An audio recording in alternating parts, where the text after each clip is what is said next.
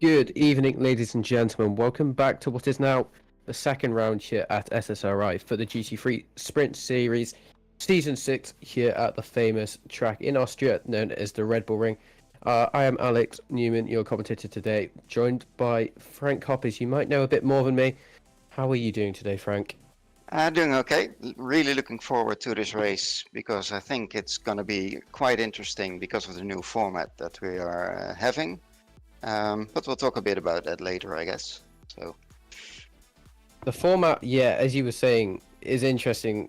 I've never experienced a format like this. I'm not sure if it's for the entire season that is it's like this, but it's definitely going to be interesting as well. Could cause a few incidents, but hopefully not. It could cause some very good racing as well. Quite a few cars on tracks as well, I believe. Very short track though, so I assume there's going to be quite a few overlapping incidents that could be occurred as well, but that is just what can usually happen. But hopefully not as well. no, it's new for us because we've already done one race, which was a 75-minute race, and that's the format that we have this season is that we do have 75 minutes races that have an obligatory pit stop for fuel, and we have now two sprint races, one of 20 minutes and one of 40 minutes, of which the second one is reverse grid of the result of the first race.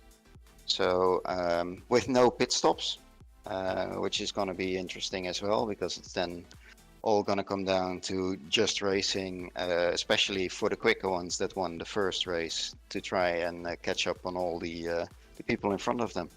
So is there going to be some strategic sandbagging in the first race to be able to start in the second race in the front? Let's see if that happens.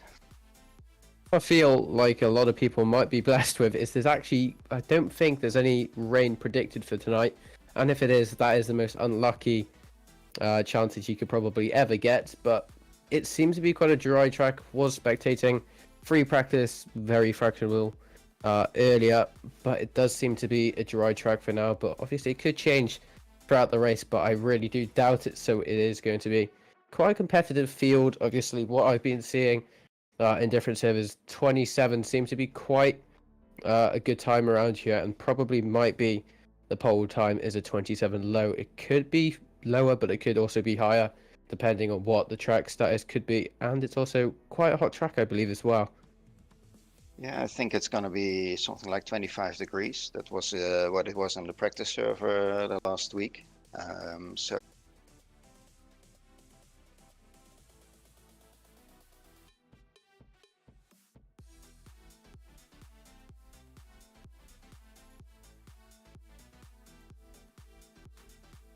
not coming up yet on. Oh, yeah, now it's starting on YouTube as well. Okay. We are back, unfortunately, due to a bit of technical difficulties, as Frank was saying in chat, but we are here for the GT3 Tier 1 Season 6 sprint race for round 2 here at Red Bull Ring. My name is Alex Newman. If that wasn't captured before, I am one of your commentators tonight, followed by Frank Kopp alongside me today. How's it going, Frank? It's going great. Unfortunately, already said before is that I'm really looking forward to this race. Show your excitement twice.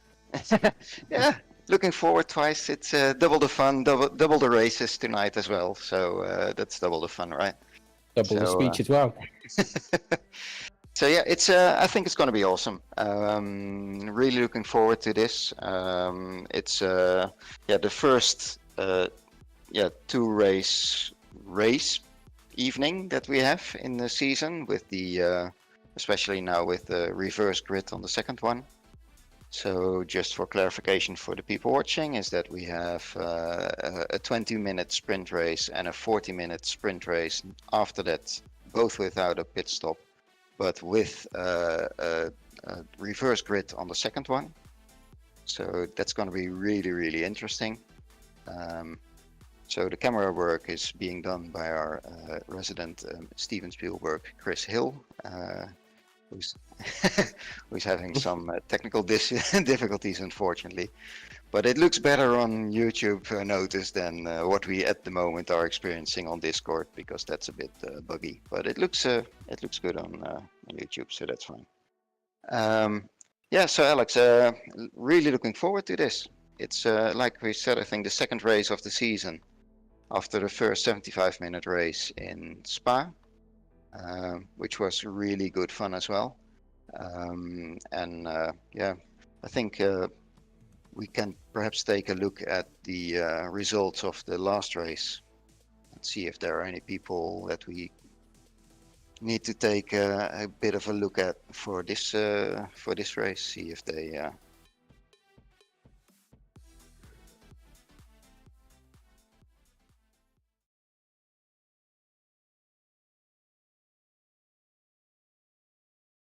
Yep.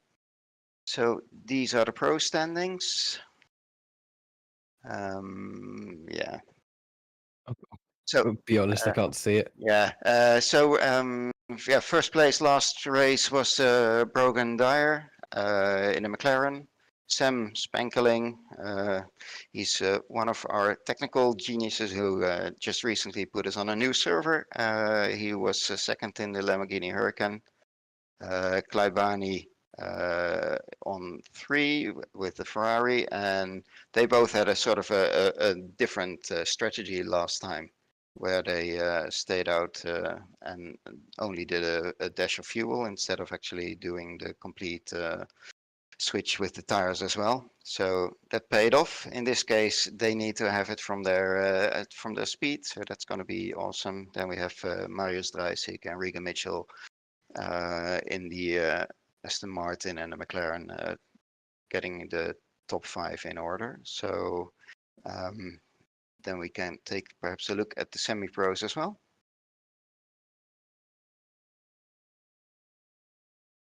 So we're probably going to butcher a couple of names again, but that's how it works in the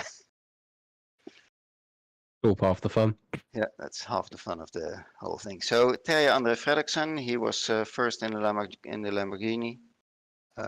Thomas van Schaik in the Porsche was second, and Alessandro Corso in the Mercedes was number 3, Alexander Tremlin number 4, and Johannes Pionkovic was in the Porsche number 5. So that's that top 5. So really curious if they're going to be able to keep up their speed of the first one, because this is a completely different track.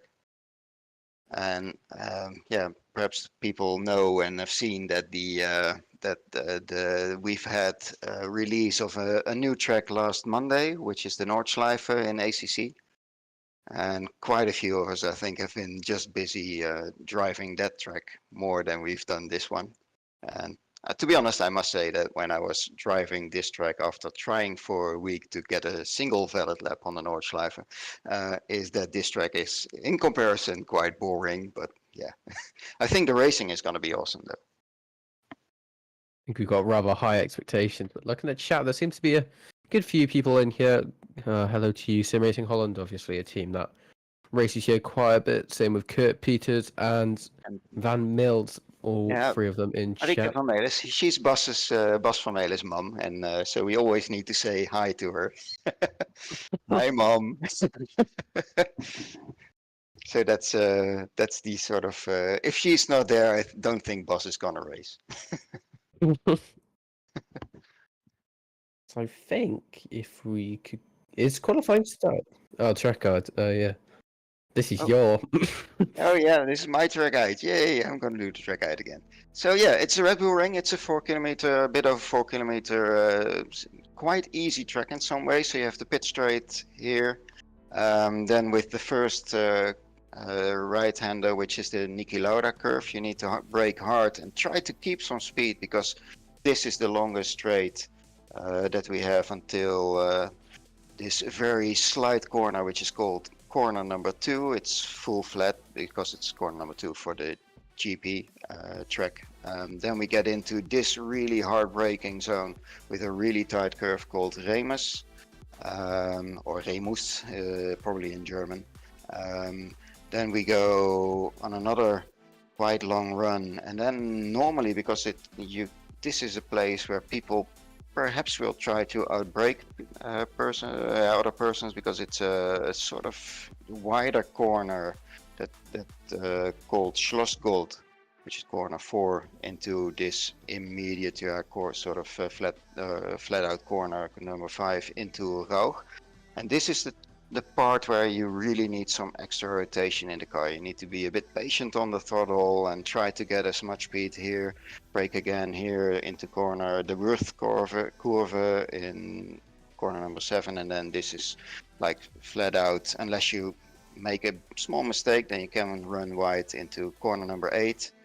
Then a bit downhill, try to take as much speed as you can on the right hander here. And there's also the pit entry, which is a hard one because you need to stay out of the line. That's called Rindt, corner 8. And then here, corner 10 into the Red Bull Mobile corner, up back to the straight. Pit entry is a tricky one, but we don't use it if all goes well in this race. So yeah, it's a track I think originally built in 1969. And it's had a few names, the Oostenrijker Ring, I think the A1 Ring. It's also been the Red Bull Ring for a while now. It's used for MotoGP as well. DTM has been here a couple of times, and of course Formula One sort of returned after a long hiatus. It's been on a nomination to actually get completely cancelled until Red Bull took it over and put in the effort to get it back up to modern spec. But it's got quite a bit of history, and yeah, I think it's probably going to be really good for racing and close racing. So we do see now qualifying has started on board with currently the only driver who's actually set the fastest lap time. I keep forgetting we're actually kind of far into qualifying now.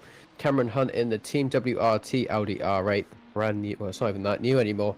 It's the Evo 2, I believe it is, currently with 1:28 dead, but I honestly think those times will become a bit quicker, as we do see followed behind him is De Jong in the 54 Mercedes AMG, currently 700th of a second off him, then followed them by Daryl Young in the Wild Things BMW M4, the 999, 3/10, well, more or less 3/10 off the lead up there as well, so it seems to be quite gapped there for the top 3 already. But again, as you were talking about earlier, I feel like a lot more people have been racing the Nord Life than they have been practicing for other series such as this. But we do see there is already a few improvements down the grid, as we do see now Cameron Hunt is going to pull off the side and try to get new tyres, as we do see there is another yellow flag. I assume that is also Cameron Hunt going into the pit. But we do see someone who I did just see, I think he went up a few positions. De Jong actually being 2/10 up in his first best lap time, going through now into turn 9 and 10, I believe it is. Yep. Currently quite close. That was almost out of track limits there. Going through the final corner now. Can he try gain any time? And he can actually try and potentially even take P2 away from Cameron Hunt, as we do see there is a new fastest lap time, as we will get back to that, as De Jong does take Cameron Hunt's P2 position with what seems to be a 127.917. And we do see, I think it's Tacchini, currently with a 127.772. So we've already broken into the 27s. Now, with 14 minutes left of qualifying. Still quite a hot track with a 33 degrees Celsius track, but it's Nudcox being 2/10 up as well. Seems quite a lot of people seem to be gaining quite a bit of time through the final chicane going into turn 10. Now, he's very close to Daryl Young's time to try to take P6 away from him, as we do see him coming across the line. Now to go all the way up into P4, so huge improvement there for him with a 128.110 for the Lamborghini of the Dark Sky Racing. Number 38 Lamborghini. Very close though as well to Cameron Hunt. He's lost quite a few positions since the start of qualifying. He used to be in pole position provisionally, but we have now seen Tacchini taking that 127.7 on board now with Ben Millard in the Pit Stop UK Porsche 992. Going through what I believe is I'm not very good at this track, as he is only 3/10 up going through the final chicane. The penultimate corner is one that is a killer for track limits, because obviously it's quite strict around going through the exit here, as you can take a tiny bit of the blue, but if you take too much of it coming across the line now, it does seem he hasn't validated it as I thought he would have been able to do it. But that would have been quite a big improvement there for him if he didn't validate it going on to the final corner runoff. Do you see Richard Pixie down with the Wild Things Racing Nissan R35 GTR? Going in P10, 5, nearly 6 tenths up. No, not 6 tenths up, 6 tenths off the leaders currently, but I assume he is improving 2 tenths up, but I assume that could be invalid. Yeah, I would expect them. Yeah. As he would have went up a few positions there, but he's actually lost 2 positions due to what I think is Darryl Young improving, and I think it was also Ulrich as well who also improved. Going further down the grid though, as we do see now, the SSRI driver of Kieran just pulling over to the side there to try get some more fuel, I assume, and probably new tyres as well, as I don't think there is any tyre limit allocations for this. Yeah, normally it's about 15 tires or so. So yeah, it's as good as Plenty of times. unlimited. Yeah.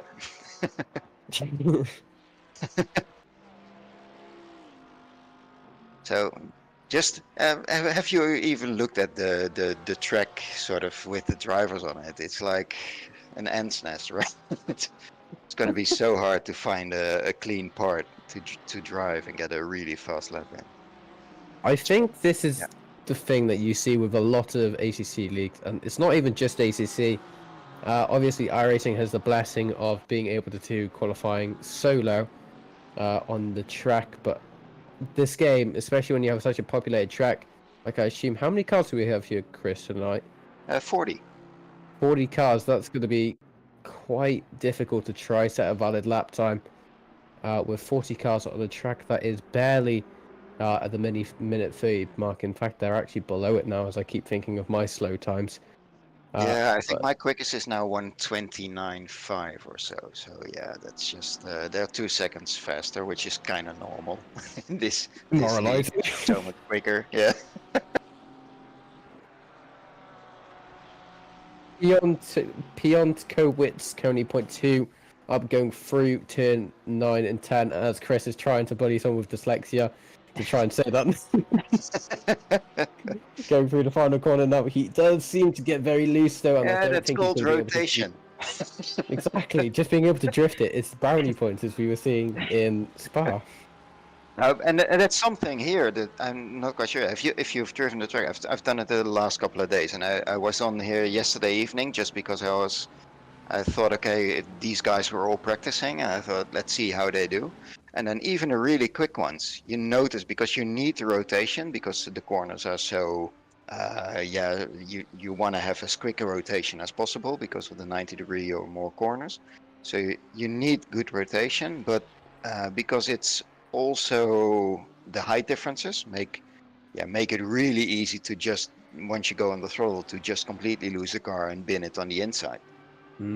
It's in that aspect to really get a fast lap time is quite hard because it's so easy to overdrive it once you try to get out of the corners. So I have just actually noticed by Bolton in chat saying, you know, it's going to be tight when all cars in the top 20 are below the 1 second mark, and now it's actually changed even more, all the way up into P27 are within a second of the leader's time, which is actually still quite tight. Especially how that's just over half the grid being able to be a second off the leader's time. Obviously, this is tier 1, so these are more, obviously, what Frank said were more confident drivers and the more faster drivers. But that is still quite crazy to think that all 27 cars are. Yeah. 28 is just out. He's the first one outside of the 1 second. It has changed again though. 29 cars now being within a second. 30 cars. Amazing. I'm always just in awe how people are able to do this because I'm just not able to it. So yeah, it's always just really nice to look at. Picked up commentary. That's why I do commentary, yeah. And I sort of bungle on in the second tier. No, it's really nice. But it's look at where the position of where you need to position the car. Also on the braking, you need to try to get that limit on the outside and not invalidate it there. So perhaps I should practice a bit more on where exactly that track limit is. That might help, but it's Yeah, yeah. Also, this corner you need to really trail brake into it, and this is where you also, yes, because you still need some downforce to get the rotation in these corners. But if you You see now Alexandre Corso going through. Once again, it seems a lot of people gained a lot of time into that final chicane going into turn 9 and 10. It's about 0.4 up. I'm not sure if that's still valid. Seemed to go very wide. It's another car. I feel like we are giving commentators curse here. But as again, Bolton saying practically all of the cars have now set a time, apart from two. Ursu car, I do recognise, I don't know why I recognise his name, but I do.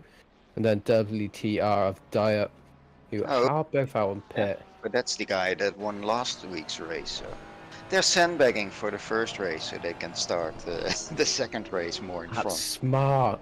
That's really smart. They think they might get more points because it's twice as long, but that's just not the case. You get equal points for both races, so there's no being smart about it, to be honest. You just need to try and do your best on both. So you're saying P20 to P40 are actually all of the faster drivers? No, they're not. But I know this. What's his name? Brian. Brogan Dyer. He was number one on the first race, so he should be able to get a good lap in, right? I think it's part is how you said that Alpha Simsport going through the final corner seems to take it quite well and neat going through into the final corner. 0.7 up on his personal best lap time. Still, that is still quite crazy how 7/10 is only enough for P33, but a huge improvement going up into P33 for 128.8. Still ready to try so gain even more people time. within a second already. That's just going to decrease as well, but as we also do see, it seems P33 and P34 are within 100th of a second of getting into that time, as we've actually seen that changed as well already. Do now just go back on board with Richard Pixley and the Wild Things Racing going through the final corner. I'm not only a 10th up, but a 10th could be very crucial of going up so many positions as he does go. He goes down a position. Didn't know that was possible. So Daryl Young was a couple of tenths up, but that's lost. Yeah. Rainer Uttenstedt, he was up a bit. He's now number 19. I think he was a bit lower than that.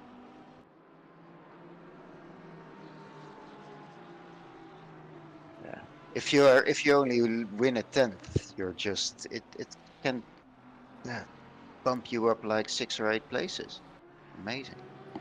It really is, as we obviously see, being in the midfield of this grid and even quite close to the top of the grid as well could be quite dangerous with this, because obviously turn 1 and turn 3 are very, very tight corners and you can go free of press. It's a bit of a squeeze. So do you see now Gene Pinchbeck? Do you actually see now Fredrickson going through the final corner? 2 tenths up will improve him quite a bit if he's able to get this time valid as he goes up all the way into P18 there.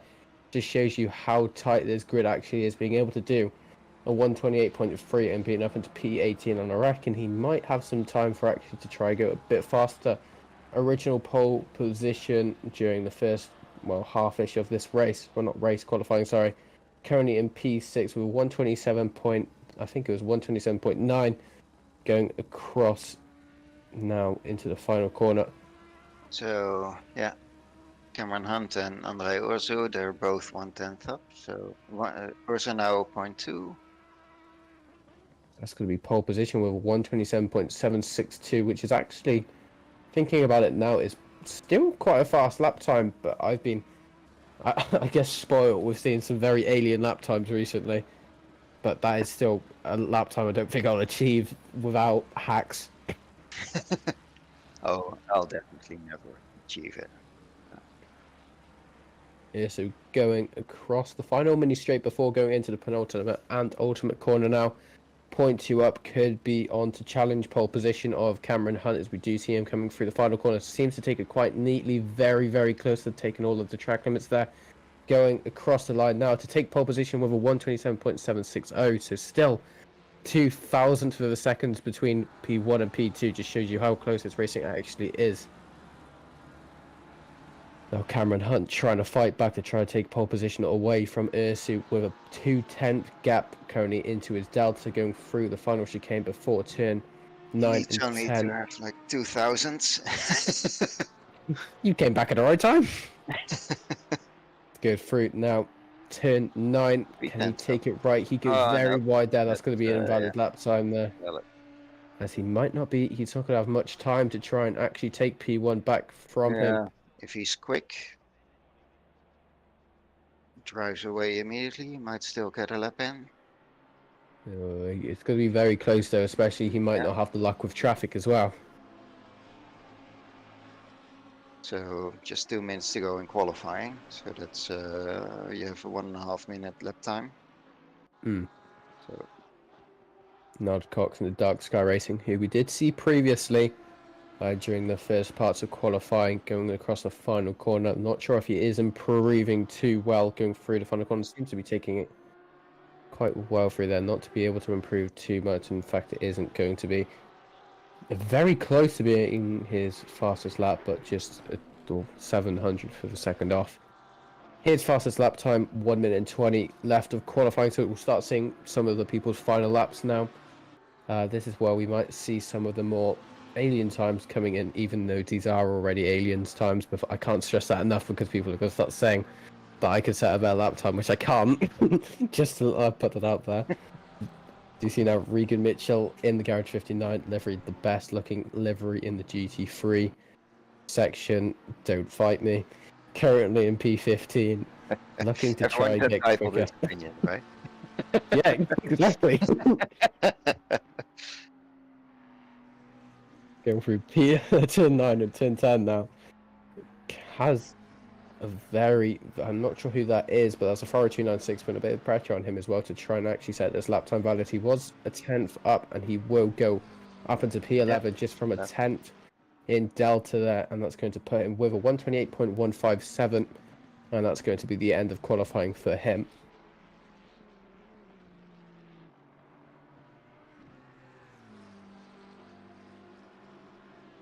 I still can't believe, though, Frankie, I don't know if you just had a glimpse of it, but P1, 2, and 3 within each other by, I think it was, it's 100th of a second? Yeah, so, and yeah, if you look, then we might as well take number 4 and 5 with it, because it's like 17,000 between the first 5. It's just qualifying, right?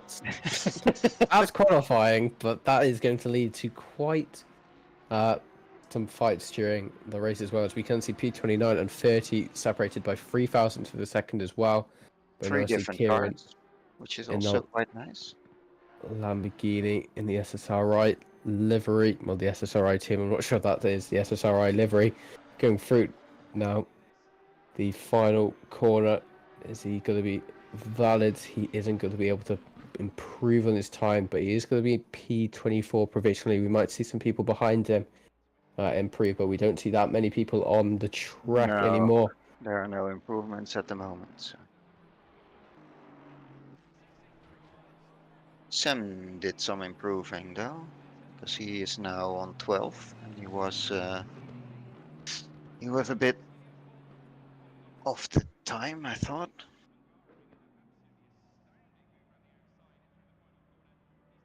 So Cameron only did 6 laps, for example. Well, that was qualifying, probably one of the closest qualifying sessions I think I've ever watched. I'm not sure about you, Frank. Yeah, I've never seen it this close. Amazing.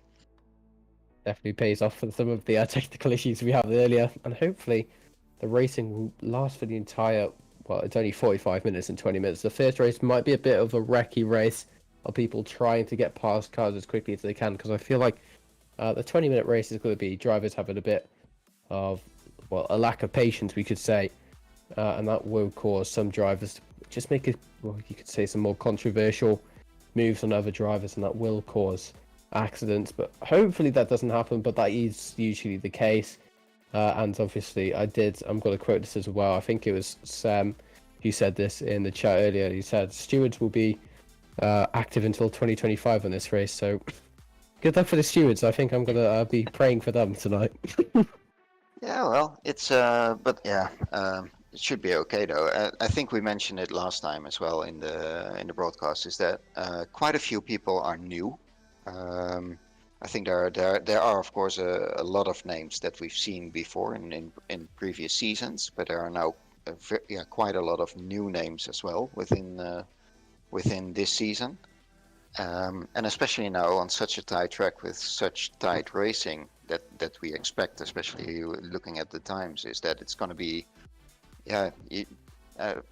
there's hardly any time to sort of stay behind someone and see how they race, because each and every one has sort of a different racing style, and it's going to be, I think, it's going to be a hard lesson perhaps today for some people. So I'm assuming Bolt was the one who said it in broadcast. I think it was a broadcaster's chat earlier. It seems to claim that, so I respect you for saying that. But it's definitely something that probably will be true. And I forgot this track's called Spielberg. That's another name that this is called, or is that the town nearby? Yeah, that's the town. As well. Yeah. I see. It's near the town of Spielberg in Styria, so that's a bit above Slovenia. I took a look at the map. So where is that located in Austria? But it's somewhere. It's in the south, and then somewhere between Salzburg and Vienna. I'm assuming we might be doing a track walk here. Which is going to be quite a long track walk, so this could be me doing M&M stuff. So we'll see. As we do see in pole position here in the 78 Ferrari 296 of Ursu, followed them very closely behind with Cameron Hunt in the Audi. That's, I think, the highest ranking Audi we see here. And then De Jong, all separated by, I think it was 100 for the second or so. And then Ticini, who was on provisional pole as well, originally in the Mercedes, is followed then by Bani and Moji, both in the Ferrari 296's same machinery, which might make it a bit difficult for them going on to the first 20-minute race. Then followed them by Ballard and then Dressig, both cars who were quite close with each other again in qualifying, which is kind of the correlation with every car. Yeah, then I think it's the first Wild Things car that of Darrell Young, followed then by Cox in the Lamborghini 38, as we do see then Mitchell in the Garage 59 McLaren 720S Evo, then Sam Spenkelink in the 74 Lamborghini, and then go further down as we see Vanier and Tremlin, both in different cars and different categorized cars as well. Both one in, I think it's a mid-engine and one in a front-engine car. Then we do see Yelrick and Richard Pixley, another Wild Things racer in the Nissan. Very big respect for him to using the Nissan. I know it's his main car. But we do see Corso and then Pietro Quicks, sorry if I'm saying that wrong, in the 992 in the 781, followed then by Fredrickson, Van der Krant and Garcia, all very, very close with each other in terms of qualifying. And I think, again, as I've said that already, it's the correlation of this qualifying session. And then I think the final car is then Van der Scheik and then Lai Shout, the only cars I can actually read the names out then. Followed by then the Ferrari 296 and then the SSRI Lamborghini, forgot his name unfortunately. Karen Vidago and then Rainer Atzenstadt, and then we have Chris Pinchback in a Ferrari and Nick Vargas in a BMW.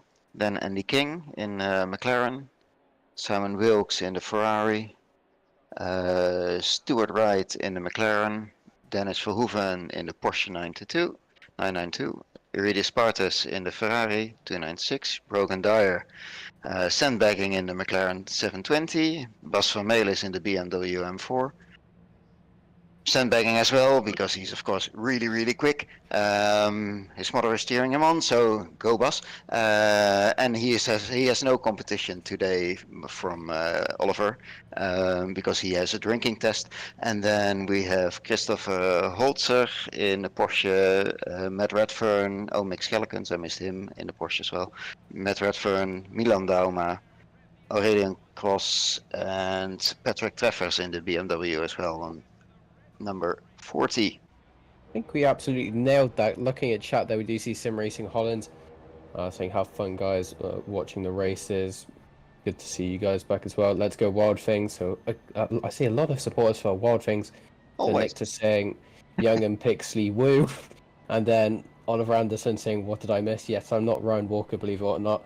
And then Bolton saying, everything, go back to sleep on it. Yeah, that's probably also quite a valid answer to that as well. Do you see now? Going through already nearly to Sector 2. That just shows you how short the sectors are actually at Red Bull Ring in Spielberg, as I now know. Already going into turn 3, and we're in Sector 3. Well, not Sector 3, Sector 2, sorry. My brain is absolutely muffled as we do now. Wait for the start, the end of the safety car. 20-minute race followed then by a 45-minute race. No pit stops to be followed during this. Well, both races now. Just 2 sprint races focusing on pace and consistency, and try not to get any trouble, because if you get into any sort of trouble during these races, it's you could probably say game over, because there's no chance, especially with the competitivity of this lobby being in tier 1, you'll be able to overtake that many. If you have trouble in the first race, that means you start more or less in the front in the second. So yeah, that's true. That's true. I'm not saying you should do it. Frank encouraging it. But I think it's a valid tactic. I would be doing that. Yeah, so I mean, I wanna be number 1 at one point. I tried it last race. I went on because I didn't take any. I did take a lot of fuel, and then I tried to stay out so long that I would be at one point in number 1, and then it didn't happen. Somebody else stayed out as long as I did. I'm just hoping that it's going to be a clean race start. As we do see, everyone should start formatting into a side-by-side configuration from any time from now, as we can see a few people already starting to do as we do wait. Yeah. As we do see some of the cars at the back already only at turn 5, as we do see a few of these cars already going onto the penultimate corner, which just shows you how have one car in the big this pit. is. There is. That's probably a good idea, starting from the pit. Keep yourself out of trouble. Who's that? We do nearly go green here as we go through the final corner. We do see everyone going side by side, ready to start this race. As we do see Urso and Cameron Hunt on the front row, followed then by De Jong and Ticini's taking out the second row. As we do see everyone now in the side by side configuration, we won't see any drive-through penalties, I hope, for grid position, as we are now green, I believe. We're not just yet green, but we are now green. As we do see, it does seem Urso gets no right start, but it does seem Cameron Hunt right behind him. But we do see De Jong in P3 getting quite the start as well, as we do see Urso going for the outside line. They are going to get quite close with each other, but Urso just drives straight by of Cameron Hunt. Cameron Hunt going down into P2 there. Urso already starting to make a bit of a gap for himself, but we do see De Jong and Ticini right behind Cameron Hunt, trying to get involved with this action, trying to get these positions done as early as he can before the gaps start to increase. Urso do under no trouble, just trying to just walk away there. So we do see Cameron Hunt going spinning into turn 3 there. That's going to cause quite a few people to go into the back of him, I believe. As we do see, there is also a BMW M4 going into cars as well. There is 2 cars on side of each other, and unfortunately that's going to be a few cars going off into the first corner, but that does mean that it's not over yet. You can still try to get these positions, because we still have 19 minutes of this race, and obviously your finishing position in race 1 determines your position in race 2, and that just tells you how it does. And I feel like Bolton did jinx us by saying, geez, clean turn 1, nice, and then turn 3 didn't seem to be so nice. Yeah, and it happened also. I think what I said before is that, okay, if you're just a bit too early on the throttle, you just spin out, you just lose the backside, especially on that one, because it's really a sort of bump in the road where you need to go up, and then it immediately also goes down a bit, where you lose sort of the rear of the car, or at least the pressure on the rear of the car, and you give a bit too much throttle and you spin around. So unfortunately, came through. Exactly that. Sam Spanky just trying to keep it out of trouble, as we did see that Richard Pixley trying to put a bit of pressure down Corso in the Mercedes to try already go up into P12, but it didn't seem to work just yet. We'll have to wait and see what happens there. But just looking at the track map, you can just see, as Frank said earlier, it looks like an ant's nest We do see now Richard Pixley going for the inside, going into turn 3. There's going to be a contact between both of them, but they do seem to both survive. There's a bit of a yellow flag going into what I see. That's turn 2 there. That seems to be a 3-car incident going back there. But Richard Pixley being able to stay quite focused under pressure. They're going into turn 4 then. Does seem he's going to try to take the inside line. There's going to be a switchback. It does seem Sam Binkley Link got to try to put a tiny bit of pressure going onto Corso. That's just going to cause Richard Pixley to make a bit of a gap for himself, create a bit of one as we do see Spam just backs out a tiny bit before going into turn 5. Obviously still quite a bit of time, 17 minutes, try to get any sort of move done on them, but we do see all over the place there will be moves left, right and centre for probably all of this race. Yeah, that's also what we were expecting, but I'm quite surprised how the front almost already seems to have run away a bit, right? I think that is something that will be expected though, because obviously there's going to be people battling, and we did see those incidents that will cause this to happen as well. But Ursu though, it does seem Jung did get past Cameron Hunt because of that spin earlier, which is now going to cause De Jong to have sight on Ursu going into the next lap. Lap 2, we do see pretty much everyone did survive it, but obviously there are a few victims of some damages we could see, as we do now see Muji trying to get the move done on Daryl Young going into it. There's just barely any room between both of them there as we do going into turn 4 now, as it does seem Muji has to just keep off the tiny bit.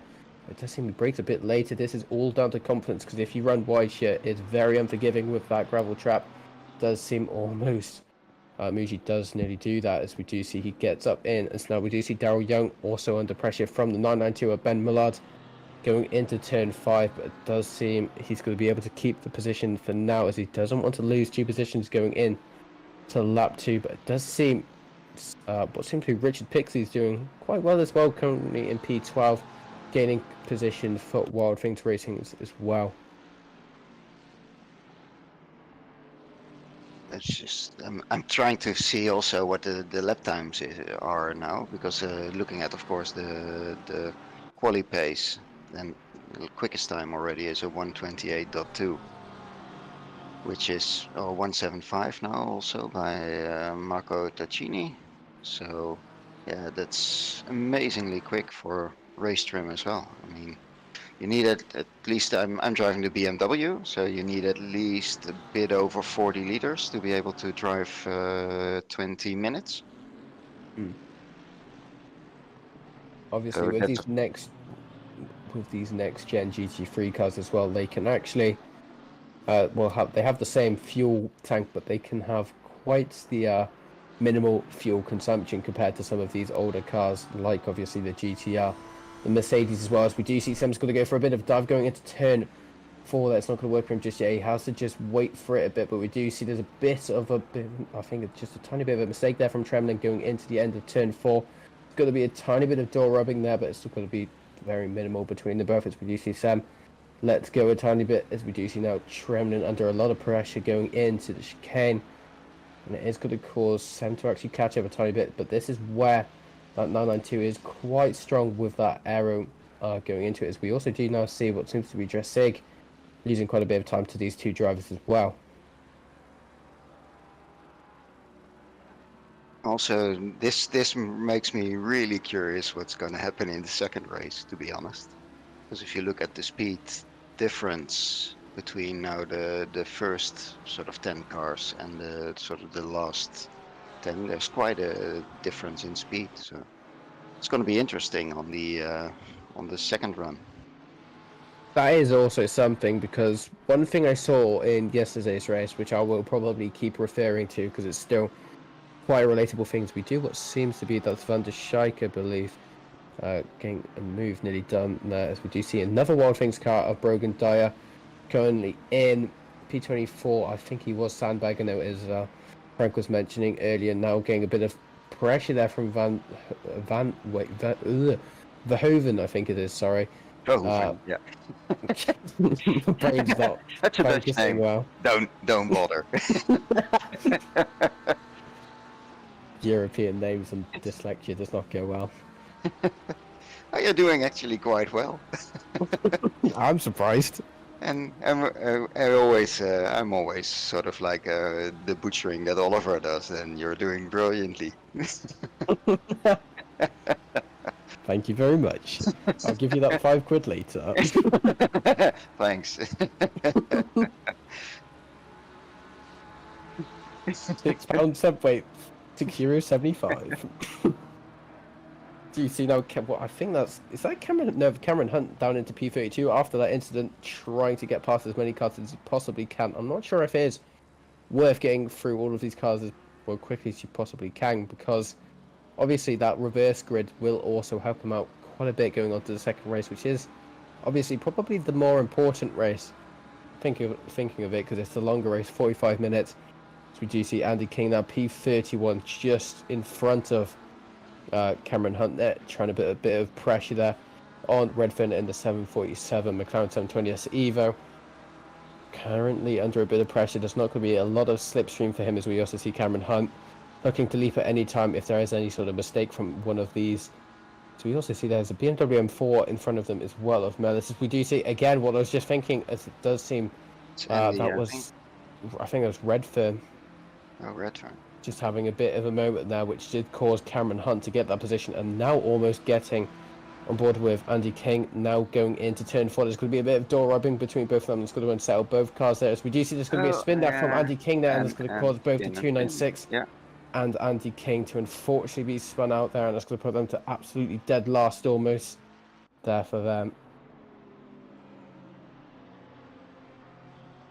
Yeah, but I'm still curious if it's actually a good thing to not try to get as high up as you can here. Of course, it makes it easier perhaps on the second run, but because there are quite a few higher placed silvers in between, so every place you sort of can get gives you extra points, right?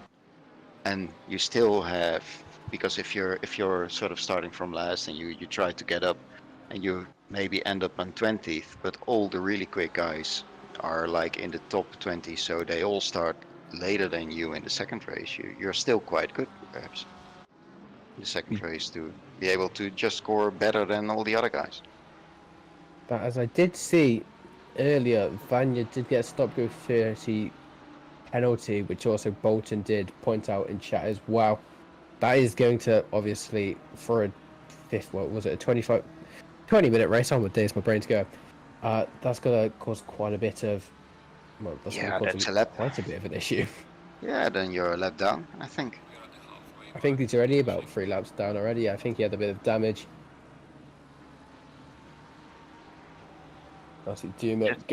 Just get a stop and go to make, just get a stop and go to make sure you're definitely starting first in this. Exactly, as I think Chris just summed up everyone's emotions going into turn 5, which we did see what seems to be Pio Pinchback, I think it is, with the 15 pixels I can see because my Wi-Fi seems to be awful. Going into turn 9 and 10, nearly getting quite close to the back of Duma there, going through turn 5, but it seems they both came out alive there. 9 minutes left of this race. Actually, the shorter races are going to cause the, as I mentioned earlier, the impatience from most drivers to try and get past us. That's why we do see some of these incidents that do happen that could probably be prevented pretty easily. Going on to the 45-minute race. Wow, that was English, wasn't it? Yeah, I think most people will have understood. Hopefully. So do we get any? If Hunt getting himself around, yeah. If that's something that they said on the chat as well. If Hunt can get himself to around P24, he'll be in front of most of the same class car for round 2. So. I think it's Van der Schaik, isn't it? Van Schaik. Thomas Van Schaik, yeah. I don't know why I keep putting dirt in the middle of names that start with a van. I think it's because I don't get it, but it does seem that we'll just move on from that. But the pressure that I too, but a bit of pressure there on Leishout in the number 100 cars. I think I just lost my audio. No, I didn't.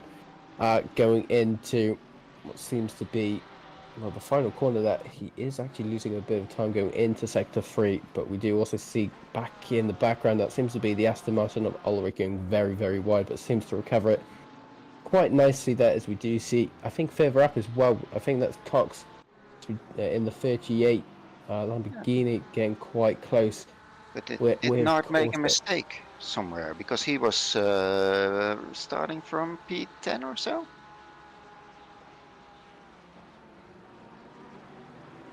Okay, I might have been caught up in that third corner melee apparently. So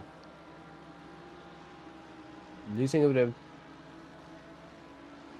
bit of time now. Nod Cox going into turn 4. This is usually because that Lamborghini has that worst speed going into the top end speed places. We do see first blue flag coming up soon, I think, with the 39 car. That is going to be of that stop go penalty, I believe, for Vignier, as the 41 binned it last corner.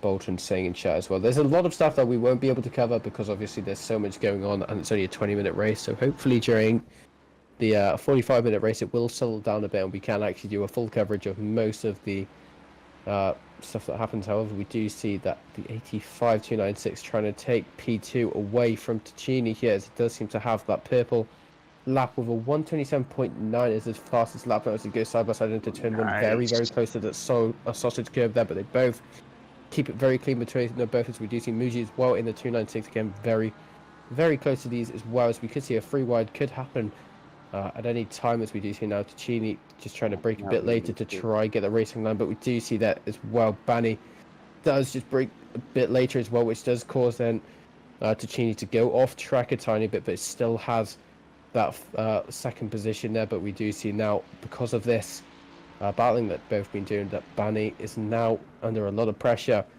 from Muji as well from behind.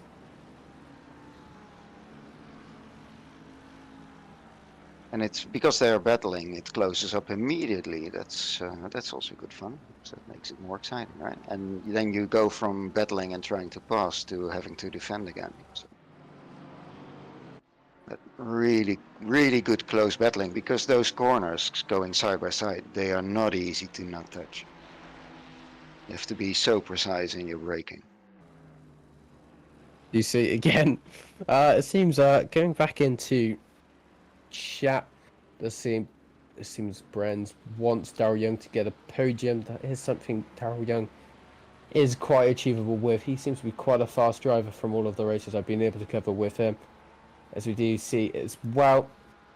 Wild Things once again being quite supportive in chat. Chris Hill mentioning that he might like Wild Things a tiny bit. Bolton saying Aces get back to... I'm sorry! I think so. Oh, is it? Sorry, Chris. The other Chris. Too many Chris's in this league, man. Hey, wait until you see the other sea hill on the on the track. That's next week. That's track. It's not Chris. Oh, no. And then you see Sea Hill, and you're like, "Oh, hey, it's hi, Chris," and it's no, it's Chris track. is actually racing. You know, that plate is under a lot of pressure going through.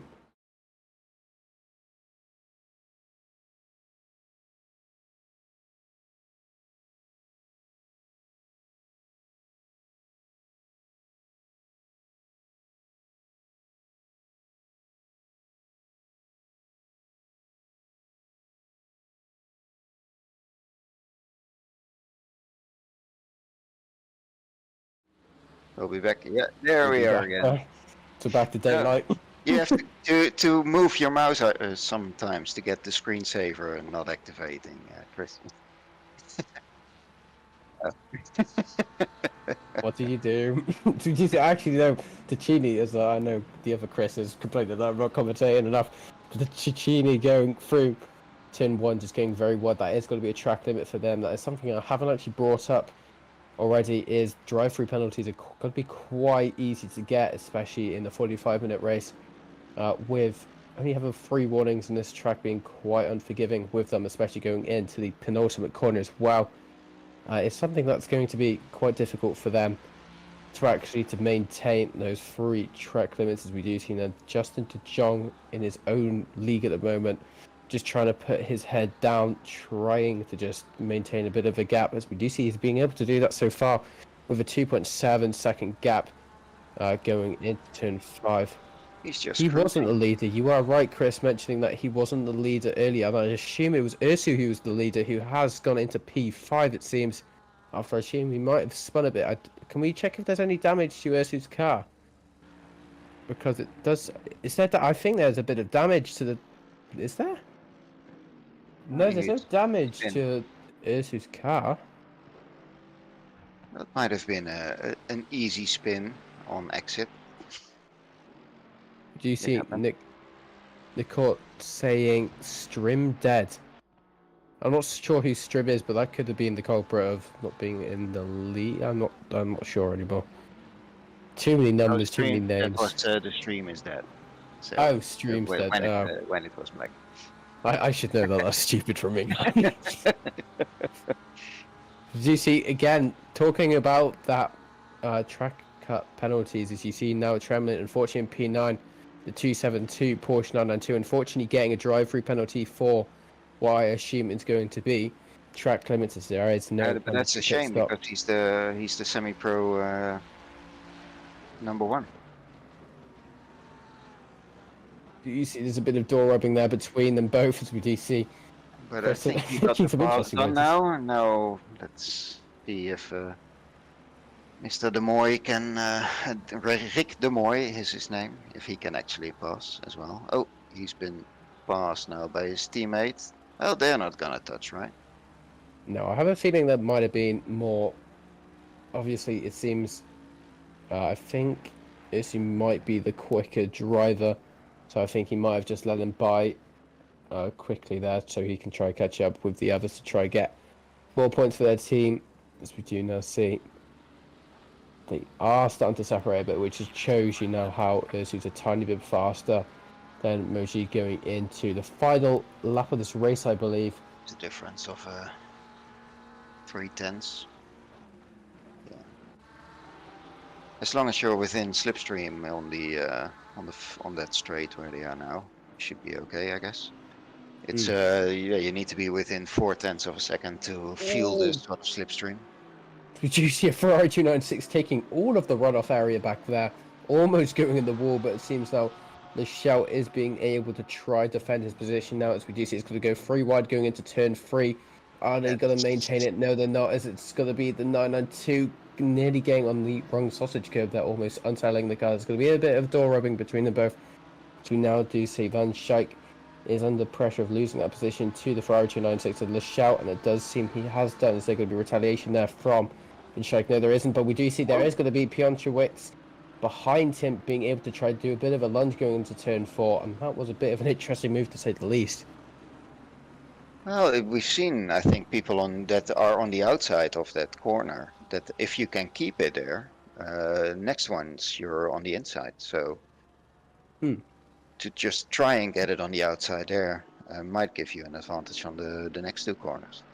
Go through the final corner now with Justin Jejong, with Sim Racing Holland coming across the line to take pole position for the first race of the night, the 20-minute races. We do see Barney getting very wide on the grass. They're taking P2, very close to losing it to what I think is Ticini there, as we do now see the rest of the field coming across the grid. But De Jong at P1 with the Mercedes in the number 54, followed then by Bunny, who seemed to have the purple lap there in the Ferrari 296 number 85, then followed by Ticini in the Mercedes, as we do see coming through the final corner with the bottom runners, you could say at the moment. This does seem Tremlin and the World Car getting very, very loose there, going through the final runoff of the corner. Do you see now him coming across the line? That would have been a track limit for him, but I don't think he exceeded 3 track limits. Cameron Hunt not going to be too happy with his results after unfortunately being spun into turn 3, but that just means he's going to have a better chance of winning the next race going into race 2. So yeah, also nice to see, because now we've had, of course, some accidents in the first few laps, and then sometimes people will just leave the server. But now, because we have the second race, people have actually stayed. So that's nice. I think that does give motivation for drivers if they are doing, well, let's just say a bit less lucky than they would usually do. But with that reverse grid, that does cause quite the motivation for the drivers to stay in that race, because obviously if you just mistaken for the first race, you still get points in the second race, which does contribute quite a lot, and that's why Cameron Hunt will probably be quite the faster driver, and I assume he might be taking pole going into the second race, but obviously there's... No. Or pole, you mean the P1, that he finished P1, or because... for the next race I'm predicting. Well, obviously I forgot as well, quite a few of them are sandbagging, so it could actually be quite a close race going into race 2 actually.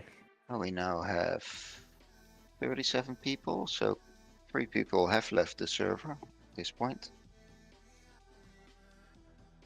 All of what I just said aged so poorly. Yeah. Weird though. I thought we still had 40, so it's now 35? Are we losing people? Oh, we're switching the server. Okay. I didn't know that. No, neither did I. I thought we'll stay here and then... Just chat. Oh, we need to leave this server now. Okay. You could try if your other actually no, it's just too late. Never mind. Oh, I see.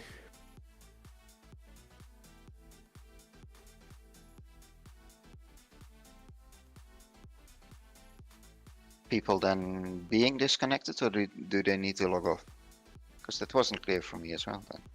But it's nice to know for next week.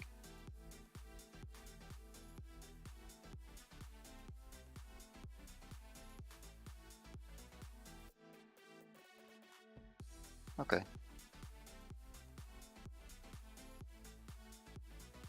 So 20 minutes was a 14 lap race.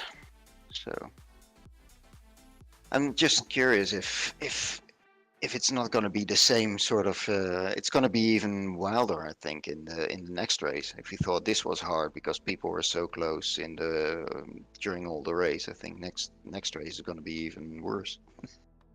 That is true as well. 8:30 in the UK, I reckon we will be racing again. I'm going to say around 8:37 BST. No pressure to the admins, but just making predictions as I usually do. Do you say though, this is a bit sad though, because the Red Bull Ring, obviously being one of the newest tracks in the game for ACC, was quite a peak track for I think about like 3 days or so, and then it just started dropping off quite quickly. The GT2s still seem to be quite strong, but obviously with the release of the Nord for Life, I think what was it, 3 months between each other, and that being the most requested track on ACC since the game came out really. It's a bit sad this track is gonna probably die quite quickly because of that Nord for Life, and I realise quite a few events will be run at the Nord for Life instead of the Red Bull Ring that probably were originally the Red Bull Ring, and that is just going to happen, and that's just going to be probably how it goes. That's going to be the same with tracks we did see in previous patches of this game, such as, like, say, Hungaroring, because I don't think I see many people hosting races around that track at all, really. Same with Laguna Seca. I still see a few races around the track, but I think that's because no one likes that track much. We have Laguna on the list, so the next race is going to be Imola in 2 weeks' time, and then we have Laguna Seca. That's so those two are both 75-minute races, and then we end again with 2 races on Indianapolis. It is such a good track. Sorry, I was yawning then. We have a fanboy, yay! Yeah, it can be fun. Yeah, I think I had a rain race there once. That was fun on the GT4s, and then I thought it was a really fun race. But yeah, normally it's okay, right? Laguna is just yeah. If you have your car set up well, it's a fun track to drive because it's so unforgiving, but it's really it in some ways it is a nice to drive track. That corkscrew is amazing, and I do like Imola as well. So Imola's a great track. yeah, Denise saying, is the entire grid reversed? That is true. yeah. It's like the new BTCC race, I believe. I'm not sure if it's next race or it's in a few races. Instead of the top 10 in BTCC being switched over, it's now the entire grid, which makes it a bit, well, let's just say a bit more interesting to say the least. And it makes, well, obviously there's a bit of strategy to some of these races, and I assume some of these drivers have done that, where they purposely qualified lower, also known as sandbagging, and that's why they probably didn't do so well in the first race. But in the second race, I reckon we will see closer racing with some of the more faster drivers being at the back of the grid. I think you saw Leonardo Wolf Garcia. He's also quite he's a reasonably quick driver. He's now, I think this is his first season in the pro league, and but he was he just stopped after 4 laps. So should be able to, and he's from the pro league. So if you then start in front, you should have a good chance to at least perhaps end in the top 10. Anywhere in a tier 1 split is probably good. I don't think I would be on the tier 1 list at all. I think I'd have probably been in the barrier by lap 1. Yeah. Same for me. There's some, I look quite at a bit of some YouTube racers and Jarjay and whoever, and then you're like, okay, so he's already on throttle in this part of the corner, and I'm like, there's just no way I can do that. Full throttle at that point is something that would, for me, mean I'm always never gonna make the corner. I just don't understand how to do it. That kind of just says, I watched a YouTube video, I think it was by Overtake, I'm not sure what it is, but they were covering, is ACC pay to win? Because obviously such major esports setups such as Go, Hymo, etc., are all, well, obviously paid setups, but they're made by professional drivers who obviously, some of them race in SRO esports, some of them race in virtual endurance masters, etc. And that just shows you that their setups are going to work. Well, they're factual that they're going to be capable of doing those really quick lap times compared to what a homemade setup could be, and it just but kind of just tells you. Because you do now have this sort of meta setup, right, in ACC. So it's dampers. All the way down dampers to soft. are low. The fast and the so. And what is the other one? That's all on the rear wing adjusted, I think it is. Yeah, the rear wing might be highest. Front, what is it? The how do you call it? Stabilization bar on the front, and the rear one. Anti-roll bar. Anti-roll bar. That's the one. So the front you put on full. The rear you put on 0. You put the drivetrain on 0 as well. So there are a couple of that's the go-to setup, and then from there you tinker a bit. And I've tried driving those setups, and I just can't drive them. There's just no way I'm keeping it on track. It's extremely sensitive on steering, and if you steer a bit while braking, or at least when I'm still braking, I just immediately lose the rear. I just can't drive those cars. So. Yeah, it also comes down to personal preference of setups, because again, most people will probably like those oversteery setups more than what you would have understeery, but obviously it's all down to personal preference of setups, and whatever you're faster with comes down to it as well. But I also see Brogan in chat saying, I think I forgot to take out my brakes out of my McLaren, so I'm hoping we see him in P1 after he says that. If not, the brakes were never taken out. Yeah, so for me, I've always tried to build my own setups. I think that's fun. But yeah, there have been circuits where I'm just not able to do it. So I'm not able to get a decent setup. especially with what's it called? Those just setup guide sheets. Like I know Driver 61 does one.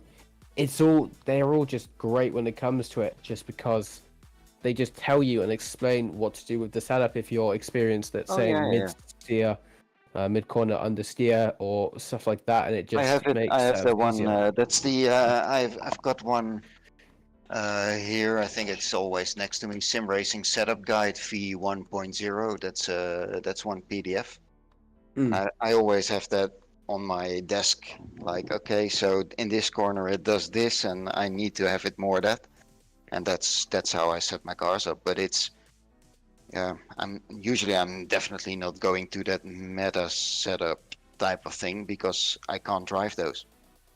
There's something in there that I'm not able to cope with. So yeah. Richard Pixie in chat saying, shame the dive on the last corner wasn't catching on stream. That is something that will be a bit difficult, is there's so much going on with a 40 car grid on such a small track. And only one PC because Chris's other one failed to him. I didn't fail, it's just the server wasn't able to be searched on ACC, which is a weird one, but hopefully that gets resolved for next race as the server is up, so we will start seeing the race starting soon. Obviously it will be this small free practice. I think it's about a 5-minute free practice or so, just so that drivers can actually join, as Bolton saying blame help. Yeah, there are still like 7 or 8 people on the old server, I think, or not. Or did they leave? Okay. Okay, yeah. I need to restart. Yeah. Well, I had an error on my screen anyway, so had a UE crash. So we are now, so that didn't help. In the server, ready for the second races. We do see everyone is lined up. There are a few less cars than last. I think there is about 3 retirements, I believe. Frank said earlier 4 minutes until the session start. I don't think there is a point of doing another track guides because we've already track guides at track walk, because I think we've already done them. But we do see P1, P2, P3, all different cars. Cameron Hunt was expected to be quite high up in the order after his unfortunate first race. Then in P2 is Sheikil Kens in the 992 number 39 car, and then in first for as long as he can. Partez currently in the 195 Ferrari 296. Starting P1 can be very scary, and especially when you have 40 odd cars behind you. What's your strategy going into it, Frank, from the expert you are? I've never done this. How should I know? No, I'm just. I'm looking at the starting grid, but I would have expected perhaps some people to be higher up. So unless they have not rejoined the server, yeah, I still need to start my. Okay.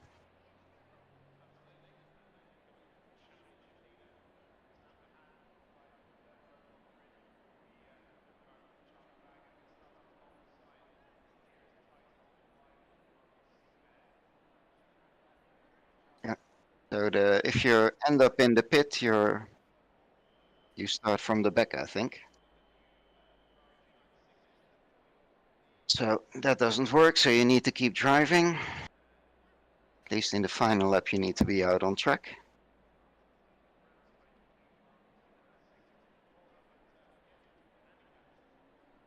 So I had to plug my other mic in. It seems my other one's dying slowly but surely. Does it all the time. But we are ready. 2 minutes until session start. Obviously, once again, a full formation lap to try and get those brakes and tyres warmed. Still quite a short track though, so there isn't too much to do. But obviously, only 3 corners are in. Well, it's actually only 2 corners, counting the first sector being turn 1 and turn 2, the small kink. Then into sector 2, we see we only see, I think it's again 3 corners. 3 corners in sector 2, then followed by the final corners of turn, I think it's turn 7, 8, 9, and 10. So there's a few more corners into the final sector, but still it's quite short on how many corners there actually are into each sector at this track, and it just makes it more unique. And I don't think there's many tracks that are actually like the Red Bull Ring, so it is quite an interesting track to say the least. And I don't think there's many tracks that are similar to it at all in terms of setups as well. I'm not really sure about that. I'm not too technical when it comes to setups. Well, I took a look at it because I've driven it in the last 2 days, and I think it's not because you have these longer straights, and the corners are more or less 90 degrees often. You don't need a lot of wing, so you only have like 2 or 3 really high-speed corners where you would say, okay, I need a lot of downforce, perhaps. At least in my opinion, I'm not quite sure if that's actually valid. Might be inexperience or whatever, but I put it on a bit of a lower wing anyway, and that seemed to work because, like I said, you also need that rotation to get around some of these corners, and it needs to be reasonably quick. And with a high wing, you need an incredible weird amount of rake, which would all slow you down on the straights, and the straights, like I said, are quite long. So. We are now going green for the formation lap. We do see on board with Patez in the Alpha Simsport Ferrari 296. We do see the rest of the grid starting to go now. This is where you just want to try and get, as I said earlier, the brakes warmed and try to get the tyre cores warm as well.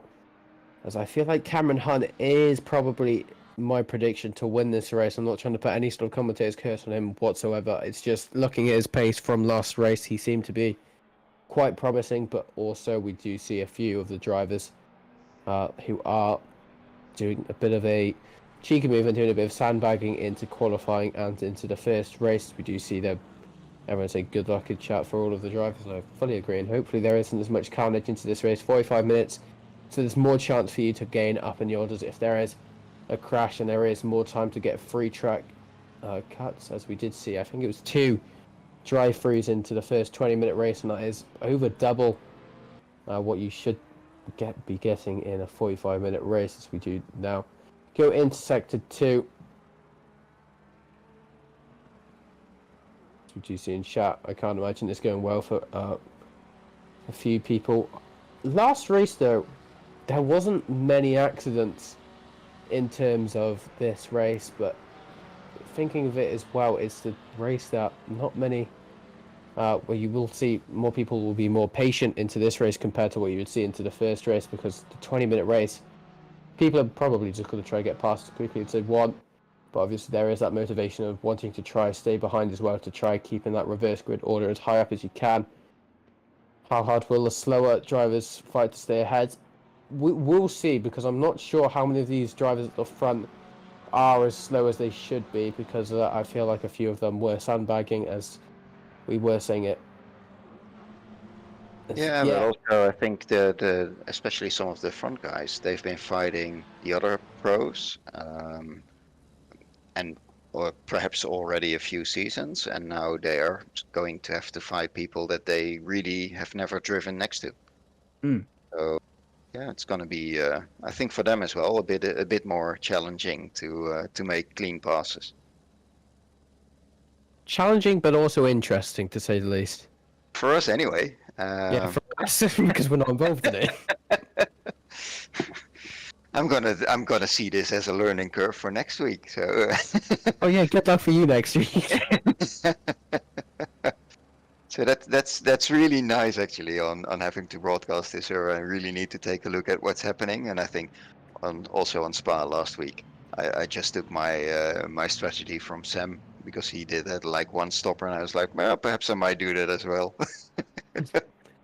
As we are about to go green here for the second race of the night, as we do see it is that reverse grid, as if you weren't paying attention in chat, as we are about to go green, as we will hopefully see some of these drivers being able to catch up with each other, as we do already see Karen Hunt getting a brilliant start, already going into P2, nearly P1, getting the inside line going into turn 1.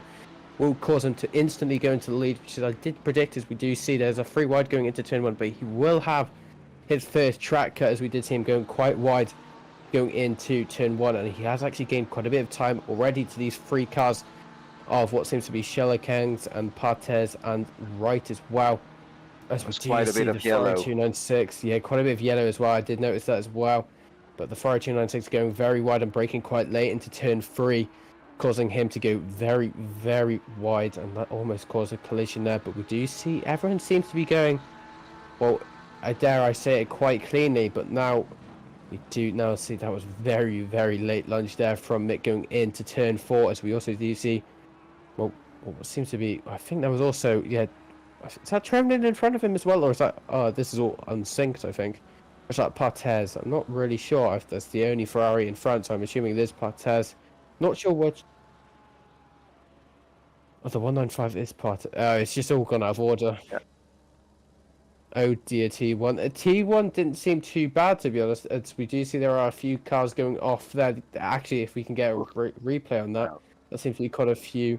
So No we can't do replays, replay. unfortunately, but there seems to be a bit of an issue there, as we do see going into the chicane. We do see what seems to be Corso, and I think that was also Tachani going off into the gravel trap, into the chicane, into the final few corners there. That's going to be very unfortunate there for him, and that will probably be a bit of damage for him, as well as I assume there'll probably be a bit of a collision that was happening that caused that. But going into the top, so I'll let you do this actually, Frank.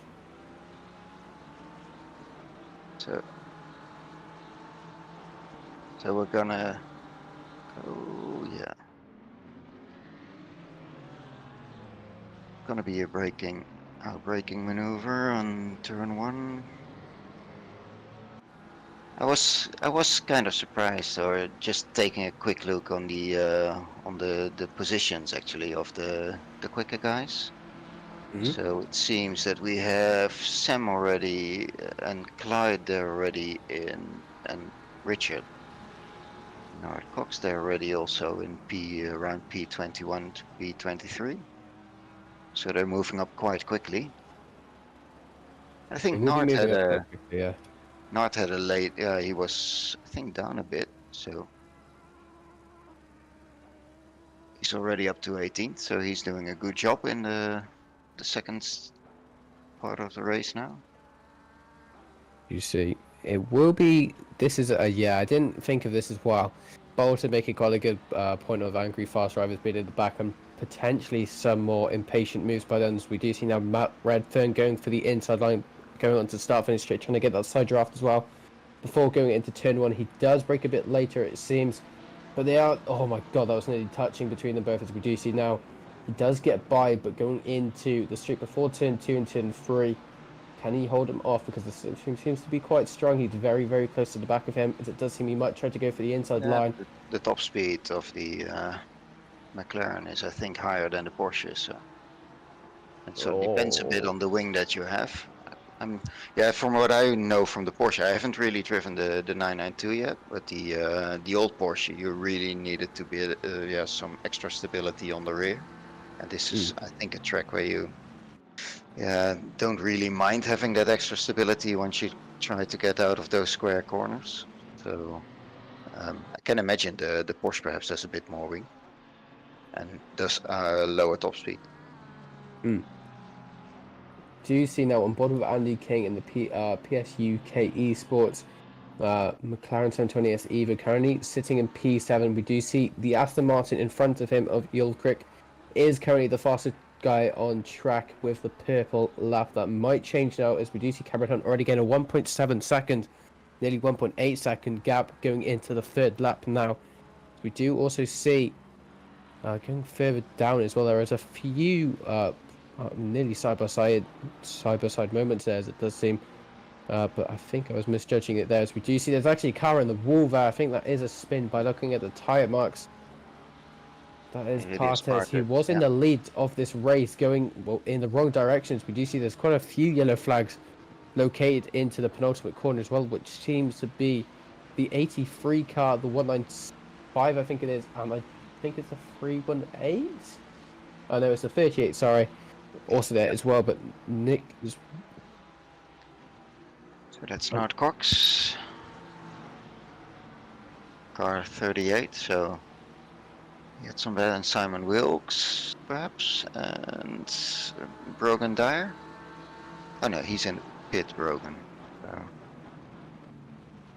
Oh my god, that was a lunge and a half there from what seems to be, I think that was Piontrowicz behind Simon him. Wilkes has it parked on the exit of turn 10. Yeah, it does seem that. I'm not sure if he's going to start going again yet, but he is about to be. Simon Wilkes He's in been standing still for WRT. 2.5 minutes already in this lap. I have a feeling he might have had some sort of He is still on the brake. Yeah, he seems to be still on the brakes. I think a wheel must have disconnected and his brake has been staying on. If he's going to continue the race, I'm not too sure. As we do see the side by side going into turn 9 there, as we do see De Jong being able to go up there into P26 for Sim Racing Holland. We also see there's a bit more pressure for that McLaren of Wolf Garcia, as we do see now Van Schaik in the Porsche 9. What was it? 992. 992. Oh my days, my brain's going, boys. Being able to get that slipstream as well, but it does seem to be quite effective, that slipstream going on to the straight before turn 2, turn 3, going into sector 2. He is going to go for the outside line there, as we do see there's going to be a Lamborghini in the wrong way. Is that Sam? Sam Spankling, I think. Yeah, it's also a Ferrari going the wrong way. Yeah. It does seem though he is going to be able to keep going there. Wolf Garcia almost going 3 wide 2. Oh, that's a small push into the grass. Oh, that's a bit of door rubbing there going into turn 4. Yeah, but they're still alive, so all's good. Yeah, that is true. Wolf Garcia is well now having the inside line going into turn 5. It won't help him too much, it seems. It does seem the 299 Porsche is being able to keep himself in front here, just being able to try and maximize the amount of speed. As now we do see there's a bit of a mistake there from Wolf Garcia, which has led there to Mucci to be all over the side of them there. There's going to be contact between them. That's going to cause Mucci to go into the gravel trap there. As we do see now, there is going to be Verdigo in the SSRI Lamborghini being able to go side by side with him going into turn 9 and 10. And also, again, what seems to be Doom as well. As we do see what's happened here. Corso, and what's the other car? Is that Latini? Oh, De Moy. Rick De Moy is. So yeah, that's the. There are quite a few of the quick guys that now have crashed, right? So what was that? That's an instant RTG for him there. Now on board with Andy K. Yeah. PSUK. GC is trying to get closer there to the names of Daryl Young and what seems to be, that seems to be Daryl Young and, I'm not, Affenstein? Yeah, Affenstadt, Rainer Affenstadt. I'm now a fluent German speaker, people. That's not even German, that's Austrian, but... Rainer Attenstadt. Attenstadt is it. Officially it's Attenstadt, I think, but... Close enough.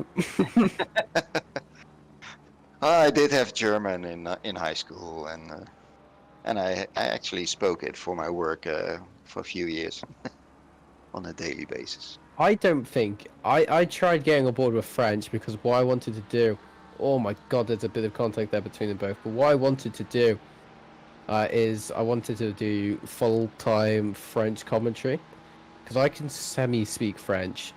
I've been doing it for 7 years, but I can't speak it fluently. Okay. So that was one of my goals, but that might be looking for a 2025 goal, not 2024 to start that. I had French in high school, but once I could ditch it, I did. So I did English, German, and Dutch, and yeah, also had some. So we had French. I had some Latin and Greek as well. Yeah. Latin. Ugh. Yeah, that's what I thought. So I didn't graduate in it. I'm not an idiot. Do you see now what seems to be Piontrowicz currently getting a bit of pressure there from what seems to be Banny in the white? No, that isn't. Who is that? Is that Cross, I believe? That seems to be crossing the 92. Seems he lost a few positions there for Wild Things Racing in the Lamborghini. Just now under a lot of pressure as well from Bani behind, and what seems to be Mitchell and Yesu all behind him as well. This is obviously because we're still quite fresh into this race. Now, we're just over 10 minutes into this race actually, so not really that fresh into this race, as we do see the Garage 59 car braking a tiny bit later, trying to gain a bit of time on the exit. Didn't seem to work though, as this is going to be a huge slipstream chain, as this could put Cross under a bit of pressure here from all four of these drivers going into the end of turn 3. But we do see learn a new language with SSRI. I think if there's one, no offense to any of you guys, but if there's one place I don't think learning a language be able to do, it's here. No, it's just bad pronunciation and slurring of names. That's one of our main traits as a commentator, right? Exactly, that's my slogan. There is a Ferrari 296. I think that's Ursu getting the wrong way there, but it seems he managed to save it now, as we do see Richard Pixley in the sights of Ursu. Now we do see Pixley trying to go for the inside line going into turn 4. He does do a bit of a dummy weave to try put Ursu off. It doesn't seem to work for him just yet, but we also do see in front of him, if they lose too much time, the 992 in front of him could lose out of sight here of Ursu and Pixley, and they will also lose a bit of time to the cars behind them. Obviously, well, I keep saying obviously, I need to start thinking of new words to say.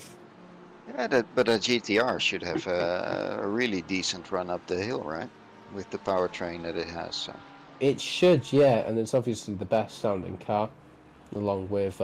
Yeah, I thought quite a few people are smitten with the Lexus. The Lexus sounds beautiful. There's one car, I've completely forgot the name of the car now, or the car that it was. The Jag. That was my favourite. The Jag feels is nice. Yeah, but it drives like a shitload of bricks, yeah. It's a horrible car to drive. Our young P3 in class also trying to put a tiny bit of pressure down on Redfern, but it seems Redfern just let him go there. Seems now Wild Things going up into P4. Daryl Young now trying to get closer to Ulrich to try to take P2 in class. Daryl shouldn't be driving too good though.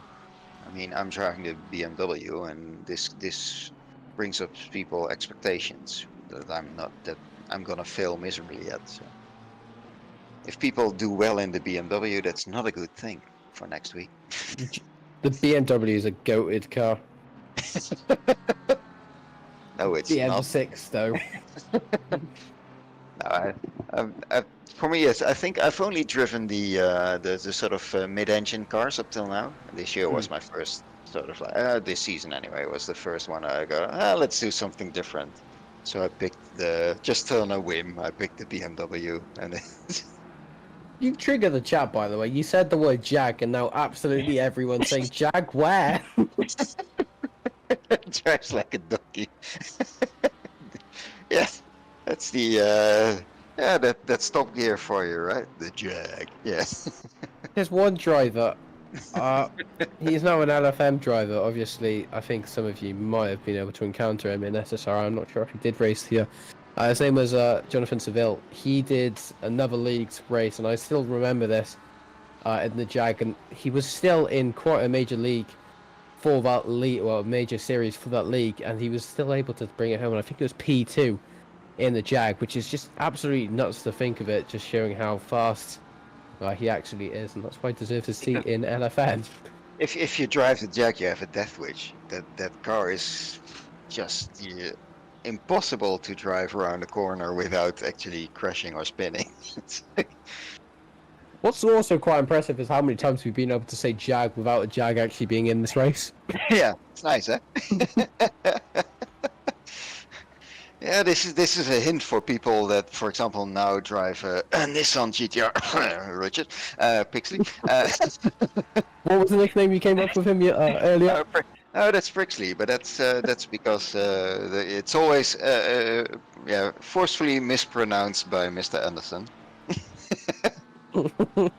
And actually, we suspect him because apparently what happened is that Richard said to Denise, "Well, I'm not going to be in the shed for the interviews as long as they pronounce my name wrong." And that's when Oliver said, okay, so now I'm gonna indefinitely pronounce your name wrong. Works. Oh, he's not been. Yeah, Ooh. ooh, good save because that One thing's looked like cross managing to keep it out of the yeah, wall there. brown pants moment, right? Yeah, 100%. but doing really well because I think in the last race wasn't doing so well, and now in the reverse grid still on 13. That's not. Oh wait, 21st in the last race, so that was like about 10th in the semi-pro class. That wasn't too bad either. Ah, nice. That's Aurélien, I think. It's I thought they were. He's French. Si, si, Aurélien. oui. That's what I can Aurélien say. Croc. That's no, but that's two languages combined, but it works. Aurélien Croc. Croc. It's sometimes really funny to try and pronounce it in the way you expect it to be pronounced. And then, yeah. I'm not. I'm kind of ashamed of it, but I can semi-speak fluent Welsh. Kind of ashamed of it, but that is something I've mandatory had to do for most of my life. But isn't there is that the really hard, is that Welsh or that with Welsh. that name of the town that's like Lanfair, Polgoch. yeah, I that one, forgot how yeah. to say it. Lanfair, Oh, Chris, were you revising that by any chance? Well done. Just for context, Chris was managed to say the short story of the place in North Wales being the longest town name in Europe, I believe it is. Like it was nothing. So, cheers, Chris. He's not even a Welsh speaker. and we are missing, I think, one of the guys that we were missing, and we had such difficulty with it last time around was David Naskidashvili or something. Yeah, don't expect me to say that name. Yeah. It sort of sounds the last part of it. We were like, okay, where's that from? I think Indian or whatever. Yeah. I wish everyone could have like second names like Ben, David, because it just makes it so much easier for me. My name is. I mean, my name can be pronounced by anyone, anywhere, especially except for the French. They don't pronounce the H. So Op. that's Frank Up. So yeah. I think your name in Welsh should be Lop or Chlop. I think it is. Yeah. I might be doing my mutations wrong. Well, it's a bird and a plant. So it's a plant for that's useful in beer. So, and at least in Dutch, that's the plant name. The Latin name is Humulus lupulus. That's even worse. That's so funny. That's the Latin name, I think. And you have a bird, which is actually the picture that I have in Discord, and that's called the Upupa epops. That might be my new livery name for this season. Isn't it brilliant? Yeah, I think it's awesome. Chris in chat has came up with a brilliant idea, saying we ban all the drivers with hard names to say so it doesn't make us look bad. I am fully on board with that.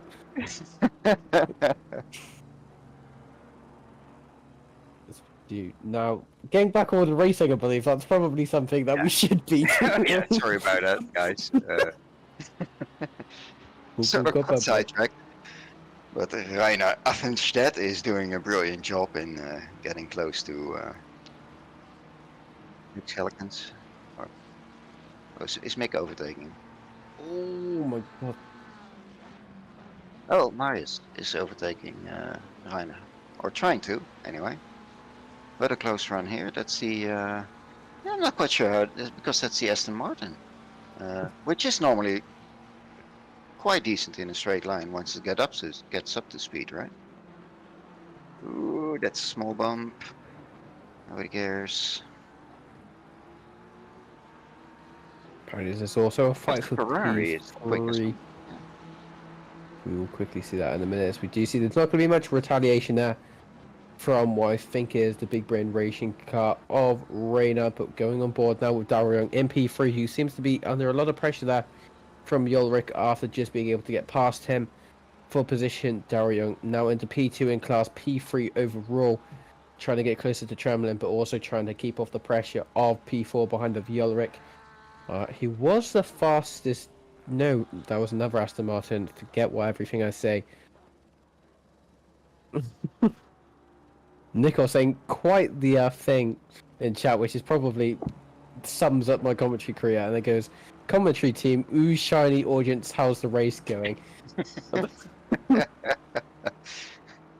I get distracted easily, okay?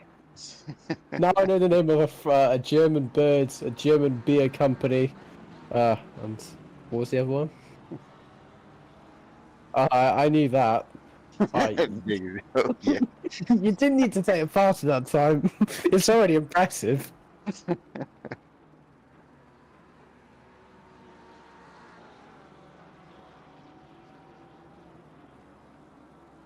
was really long. Alright, I'll try. No, I'm not gonna speak Welsh. I'll make an absolute ball of myself. I've got Welsh GCSE tomorrow, so might be worth me practicing that later. But we do. Oh my! Hang on, I think is the car's messed up again, or no? Hang on, has there been an overtake, or am I going crazy? No, I'm going crazy. As we do see now, it's like Shield Kens in front in the 39 Porsche 992. Currently under a bit of pressure there from Jasek in the other Aston Martin in the Fortune Hunters Racing Aston Martin V8.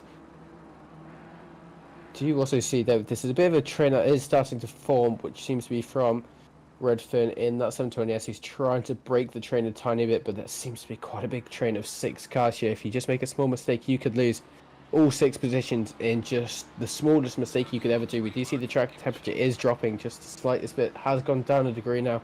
22 minutes left of this race at 4:30 p.m. in game time, so we will start seeing a bit of a drop off in temperature, but it's still I think it's ×1 multiplier in terms of time, so it won't be too much of a difference there. But now Nick Wargers and the Mode 11 Racing under a bit of pressure once again from Banny, who's been on fire most of this race. I think he hasn't been in many incidents during this race. We do see there's going to be a side-by-side there of what seems to be the 992 of Jasig and... Oh no, I've said the 992 of the 39 992. I can't say that. Because there's actually going to be contact between both of them there. Yeah. That's just not being able to leave the room, and he hasn't been able to hold his brakes well enough, and that has caused what seems to be Banny. Me commentators cursing him and getting in a collation there. I apologise for that, as we do see now he is back up and running, but this is what I mean about that huge train that was going to go for it, and he has going to lose now what is about 4 positions, could be 5 now, as we do see the 992 being able to have the inside line going into the chicane, and he is still going to have the door wide open to the other 992 to potentially go 3 wide going into the final 2 corners of this track.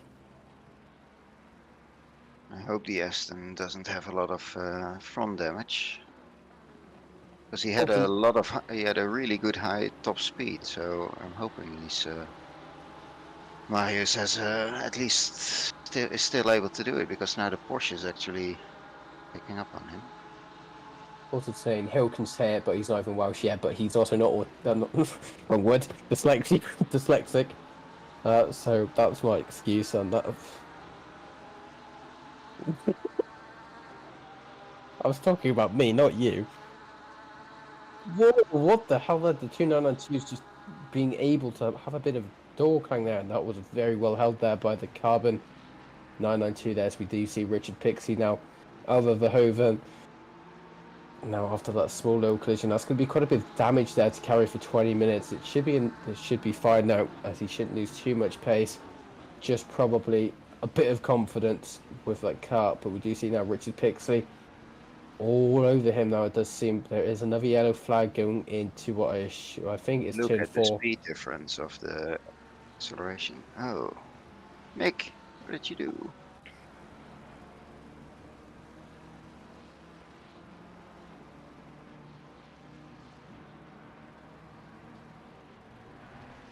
Oh, just call that city the city of letters. It's not even a city, it's a town. Get it right. Cameron is quite running away with it, by the way. He's got quite a big lead at the moment already. 29 car is still idle there onto the banking of turn 4. It's not even a banking. I don't know why I said that. I just wanted to say banking. I think I'm actually losing a point. He returned to garage. And the cramp now putting a bit of pressure on Fredriksson ahead of him. Both Italian cars, both hit better in different sections of the track. Lamborghini known for having the better brakes. Ferrari 296 being able to have the better high end speed and the better aero going into corners. But he does seem though Fredriksson is being able to create a tiny bit of a gap for himself. It's not too big of a gap, but it's still big enough to actually be quite significant, because obviously already the slipstream isn't going to be that strong, and if you were going to have some sort of effect with the slipstream, you would have to be within a tenth at least for it to actually be able to go side by side.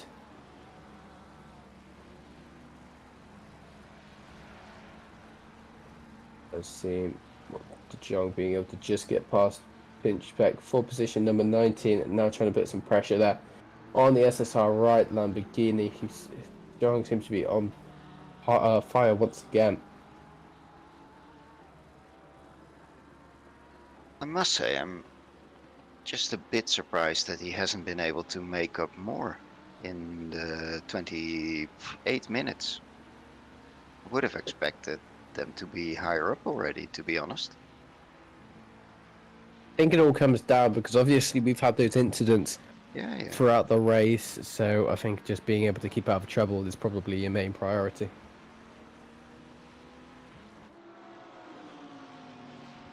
So at what position did Clyde end the first race? Because he's up already in 8th position, so yeah. So if Clyde ended up 3rd or 4th in the first race, and he's now up already in 8th, he had a really good run into this in this second race.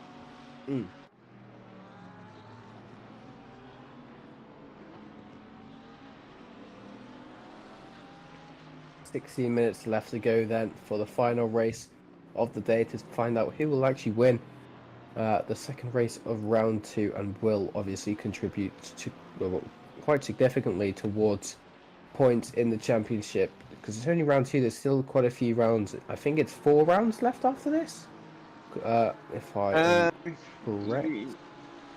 It's a 5-round series, but we have rounds. the double races, so it's Imola, Laguna Seca. What happened there with the jump? Indianapolis. Yeah. So after this one, we have Imola, then Laguna Seca, and then Indianapolis, a double race again.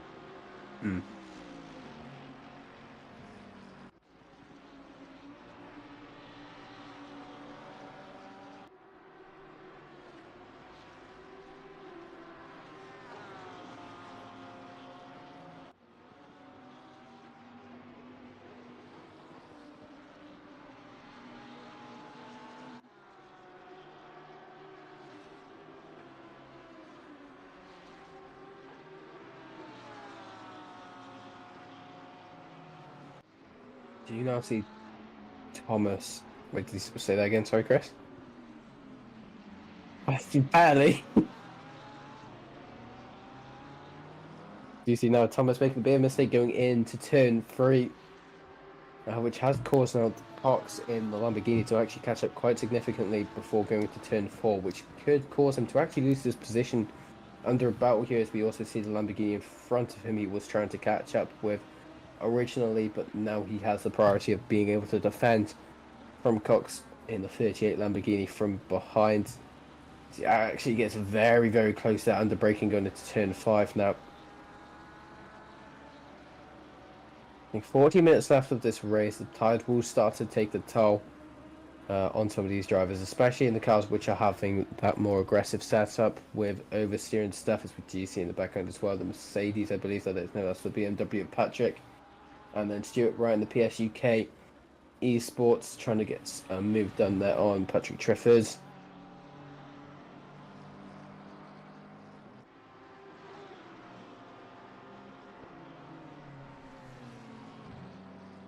Not too sure who's actually the faster driver at this rate.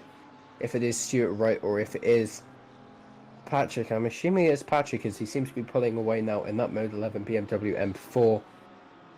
But it does seem Stuart seems to be a bit better going into was not turn 2, sector 2. But we do see the 127, who is actually in the lead, has created such a significant gap for himself now. Actually going into the final corner, Cameron Hunt and the Team WRT Audi R8 now a 9.7 second gap to the set 272 Porsche 992. Behind him in P2, so quite a significant gap, and I did predict that he would be in pole for quite the length of this race. I'm not going to say anything yet because we still have 13 minutes left of this race.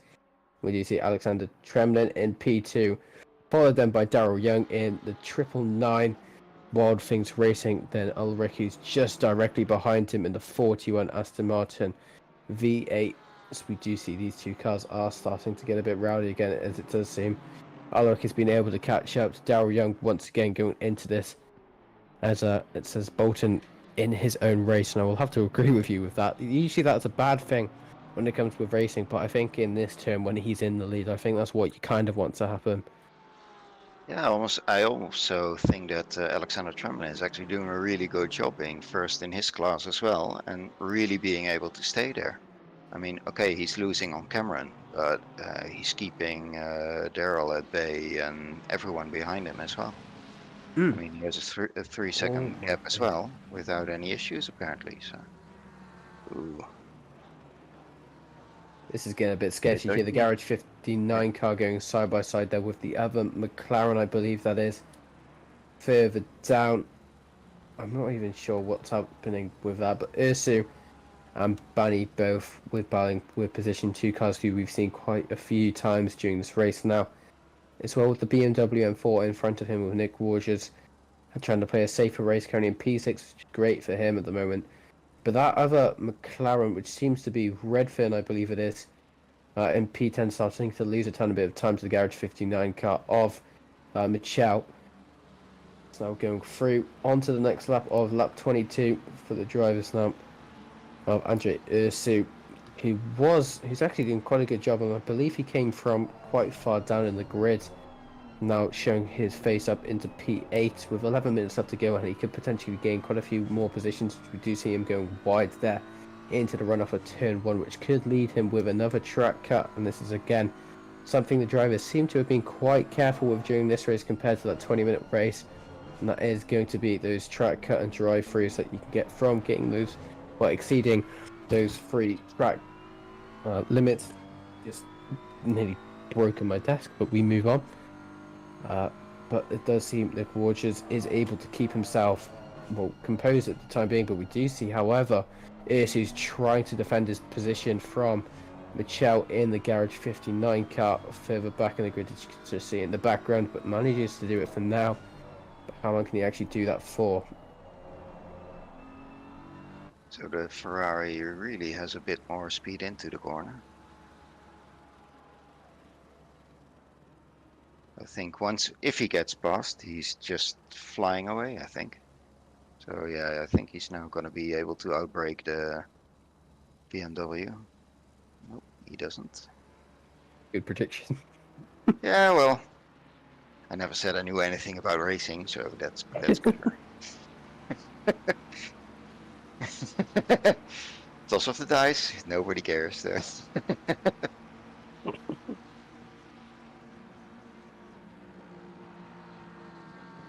Actually went karting for the first time in a really long time, just a few weeks ago. That was fun. Oh, karting. I've never had a good experience karting. That was actually a really nice one. It was a fun track, and nowadays you always have these electric karts, which are not as much fun, of course, as the the normal engine karts, and this was a really nice indoor track. So yeah. Wasn't too bad. I was with colleagues and I was like 2 seconds a lap quicker. That was nice. That also helps.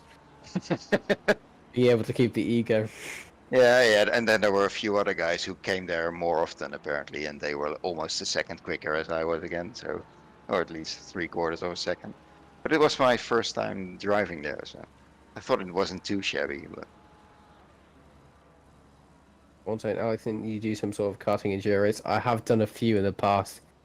A few have given me issues with karts now, and I don't tend to race karts as much as I do. I have done a few private 24-hour races. One I really want to do, what's it called? Oh, it's gone out of my head. What's our famous karting track called, Chris? What? Is it Buckfield? I think it is. Buckmore Pack. I really want to do the 24-hour races there, but I haven't been able to do that one just yet because it's really expensive. But I've been able to do a few other karting races before. They're really fun there, but we do see Bunny just still trying to get at it with Nick Wargers. Yeah. And he really needs to take care he's not being overtaken himself. But brilliant defending driving by Nick. So nice. He's just positioning his car on the apex and, well, accelerate from there, right? Ooh, that's... Legally, Bunny can't get past the BMW M4 of Nick Wargers, well, safely and legally. But the fact is, if he battles too much with Nick Wargers, as you can see him doing now, it is just causing Ursu to be able to catch up here. And we now have this 4-car train starting to appear again, nearly 5-car as well, which is going to cause accidents as we have seen in the past. We do see now Ursus trying to keep his position from Michel in the Garage 59 McLaren 720S Evo, which he is being able to do, and he just stays ahead. But however, we do see now Michel going side by side with him going into the start-finish lines. They're barely giving each other any room there, as we do see now he goes side towards drafting, or how do you call it? Side drafting to a different level, and it does seem that Ursu's able to outbrake himself there and keep the position. However, we did see Michel lose the position to Redfern and now under risk from Jaseg as well. Yeah, that he had to, I think because he was almost crashing into him, he really had to brake and then lost all momentum getting out of that corner. So that was a close call, I think. But he's still alive, perhaps still able to get past those guys again. And we have Piontkovic as well. Into the action now. So keeping it on the outside line, that's a brave one. And passing, I think. I'm not taking anything for granted anymore. You know something bad's about to happen when Chris makes the sound effects. Yeah. It's fine. It just makes me get off my phone.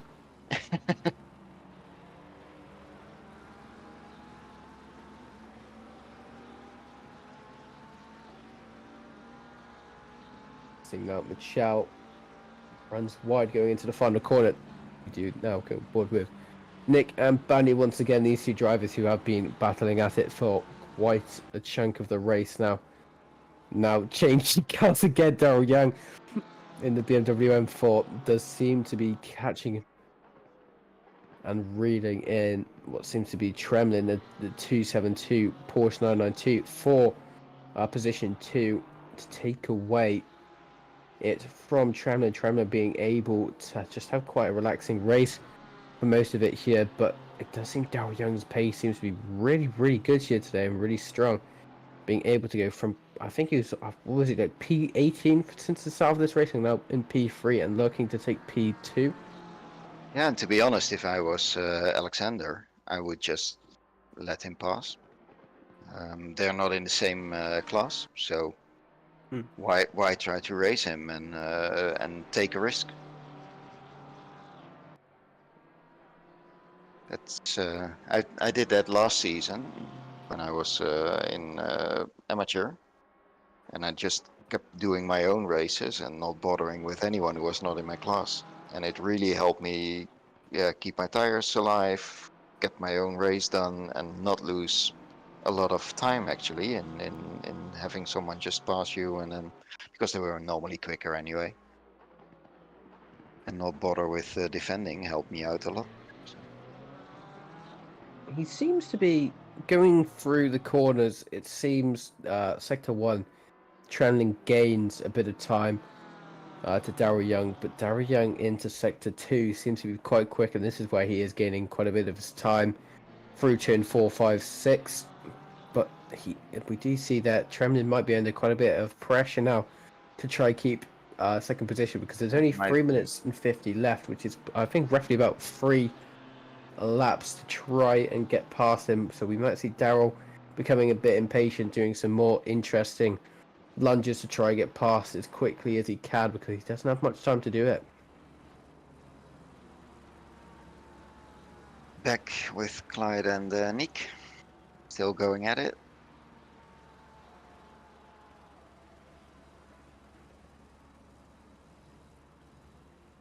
Andrei trying to get a piece of the slide. So we've lost Marius a bit here with Pjonkovic.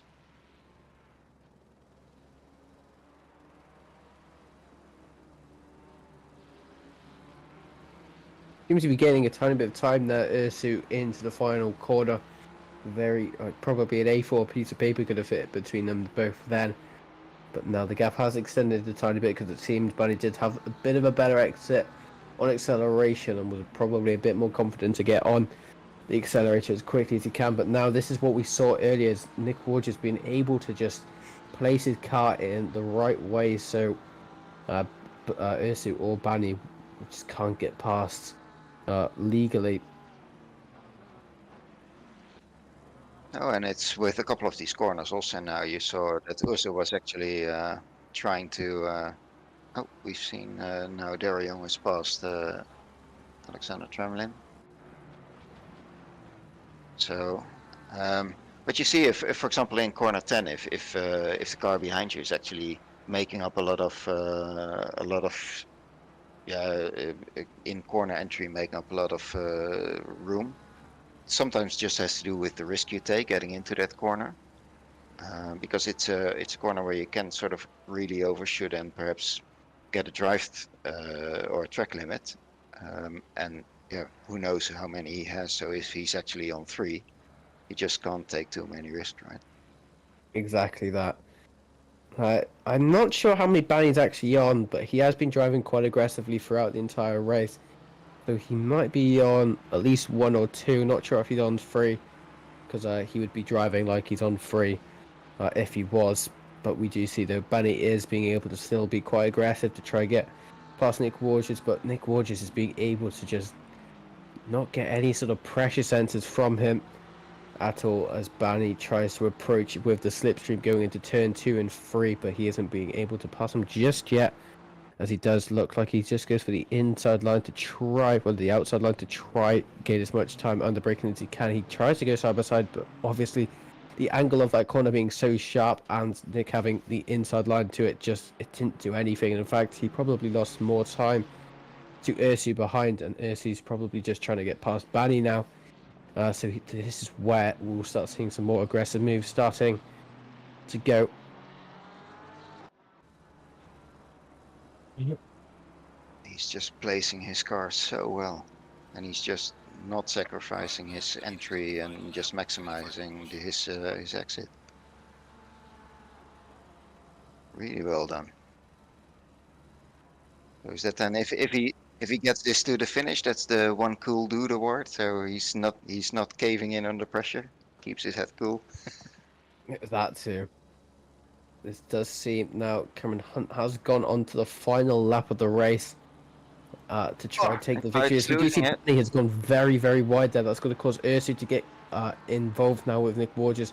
which is going to be a sigh of relief there for Nick, as we also see now Sig has been able to get past him as well. Banny's not going to be happy with that on the final lap. Yeah, there's this yellow sausage on the inside, and if you just clip it wrong, yeah, you spin out. It's on most of the corners as well, especially turn 1. That is lethal. On board with Cameron Hunt now going through the final corners of Sector 2 to approach Sector 3 now for Team WRT in the Audi R8 Evo 2 as he goes across the final chicane, taking it quite wide there. On board with him now fully, as we will get the final few corners with him. Going through now turn 9 and 10, seems to be able to take them quite well still with those probably shock tyres he will have going to the end of the race, but he comes across the final corner to the start finish straight to take home the victory that he nearly had going into race 1 and takes it into race 2 there.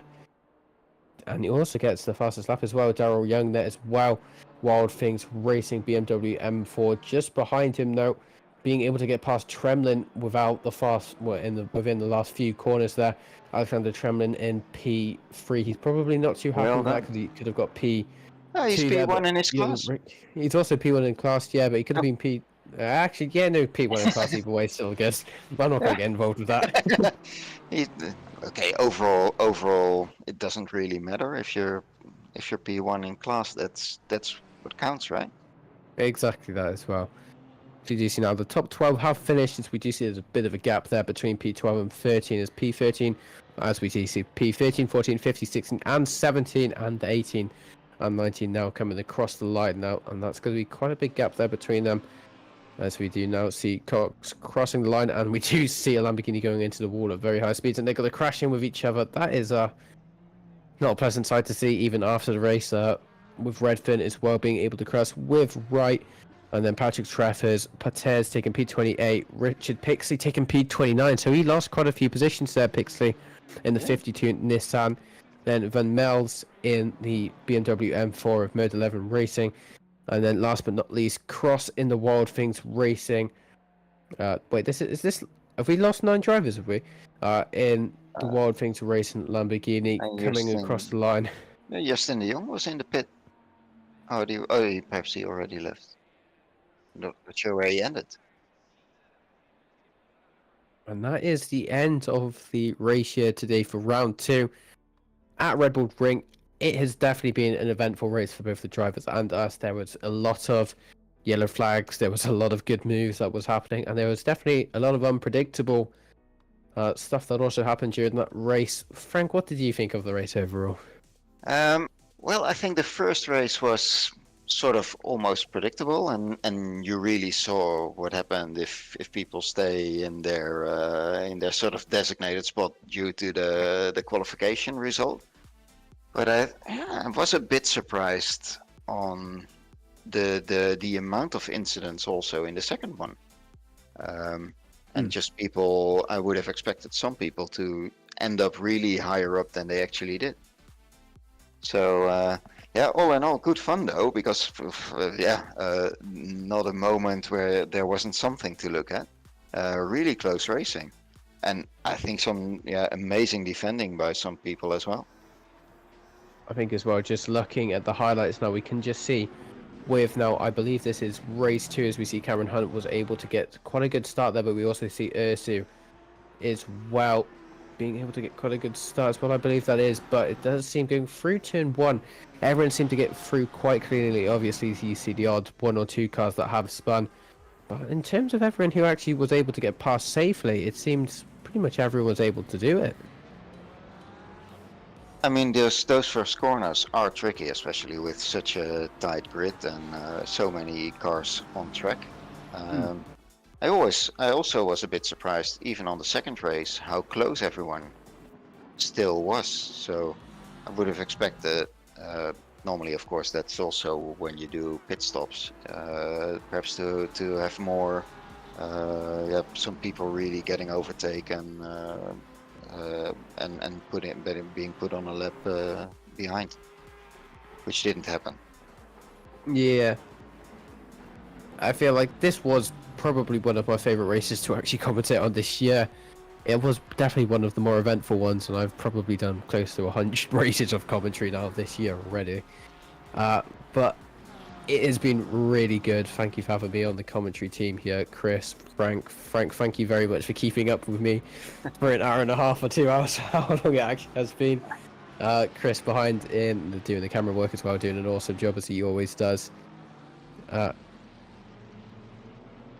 we also do see, yeah, interviews is something that also does happen, as it doesn't seem anyone isn't just yet, but we'll give it 5 minutes or a couple of just minutes. a couple of minutes, and then see if somebody joins.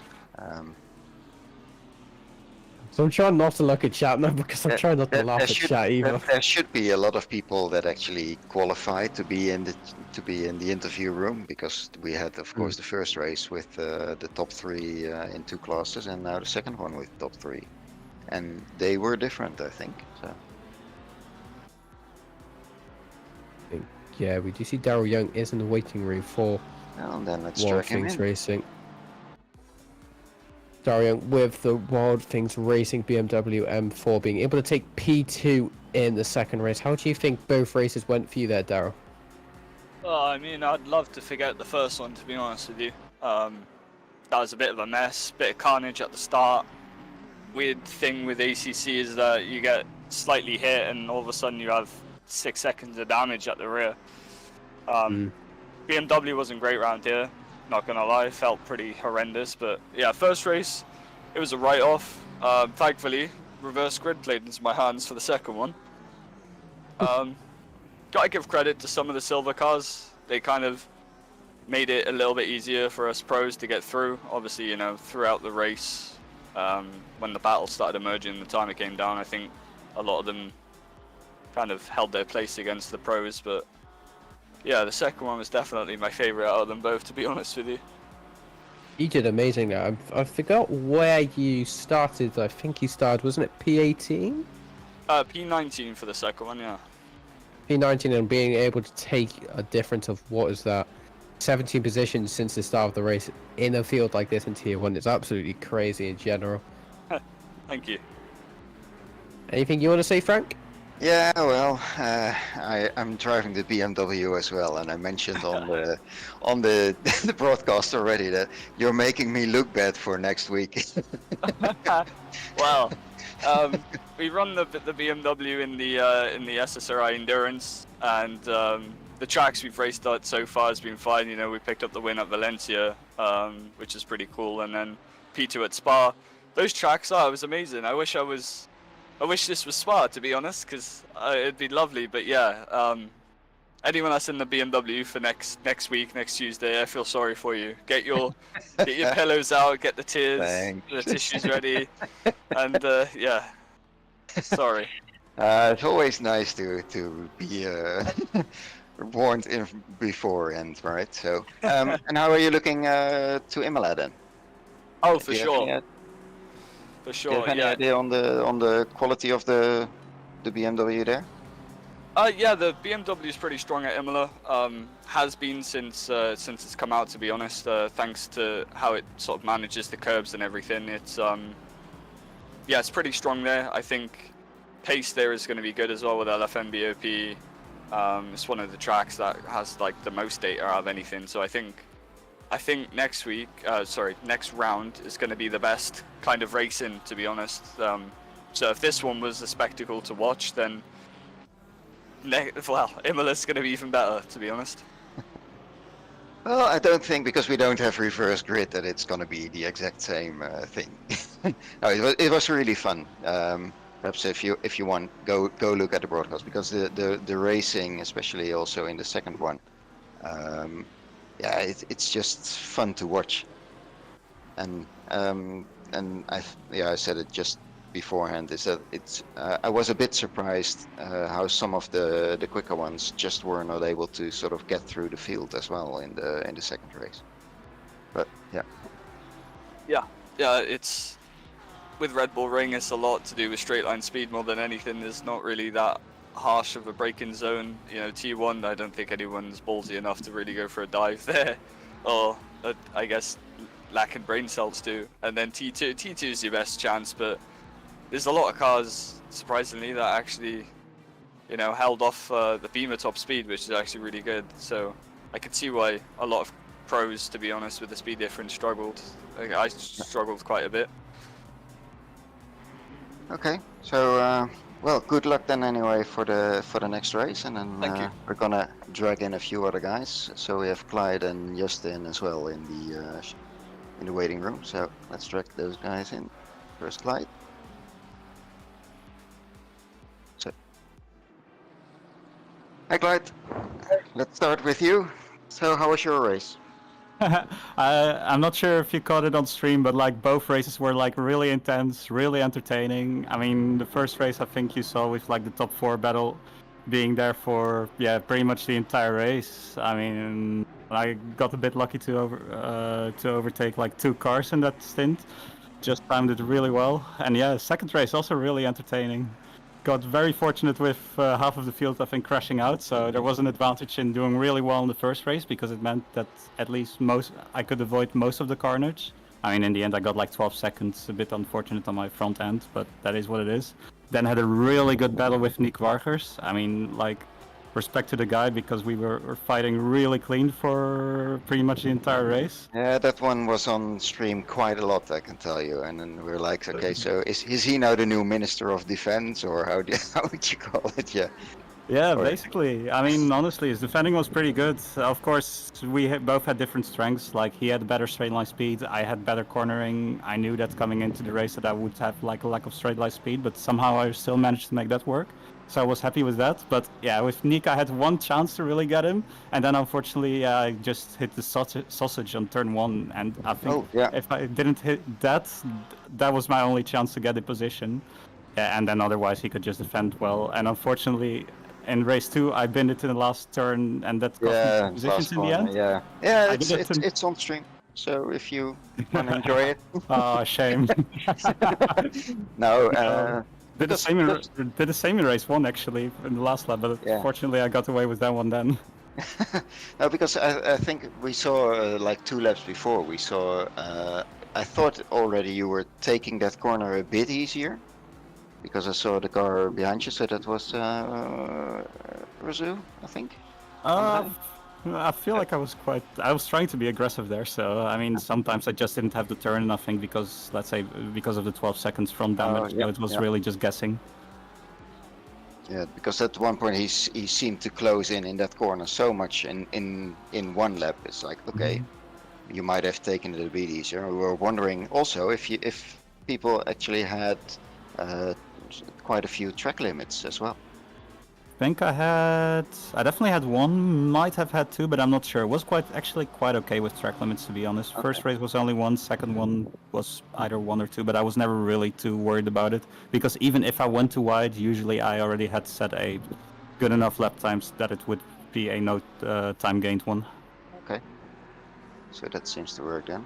How are you looking forward to next week's or next race in Imola? Ooh, Imola, yeah, that's going to be a quite nice one, I think. A bit better in terms of straight line speed, I guess, than here, so we'll be fortunate with that. Maybe a bit less intense in terms of battling, but yeah, it was really fun here. But instead there, I think, strategy is going to be key, right? It's going to be the same like Spa, so some people will go for the tire stop, some people won't. I've got my strategy already, but I think you can pretty much take a guess. Yeah, well, I'm not gonna tell because that's giving things away, right? Exactly. People in the chat can mention it, and then people can look back at it. Yeah. So and how did you like the format? Yeah, I mean, I think people will have mixed opinions about this one, and it depends on whether you got crashed out or not, to be honest. I was fortunate not to get crashed out, so for me the format was really good because the battling was like insanely good.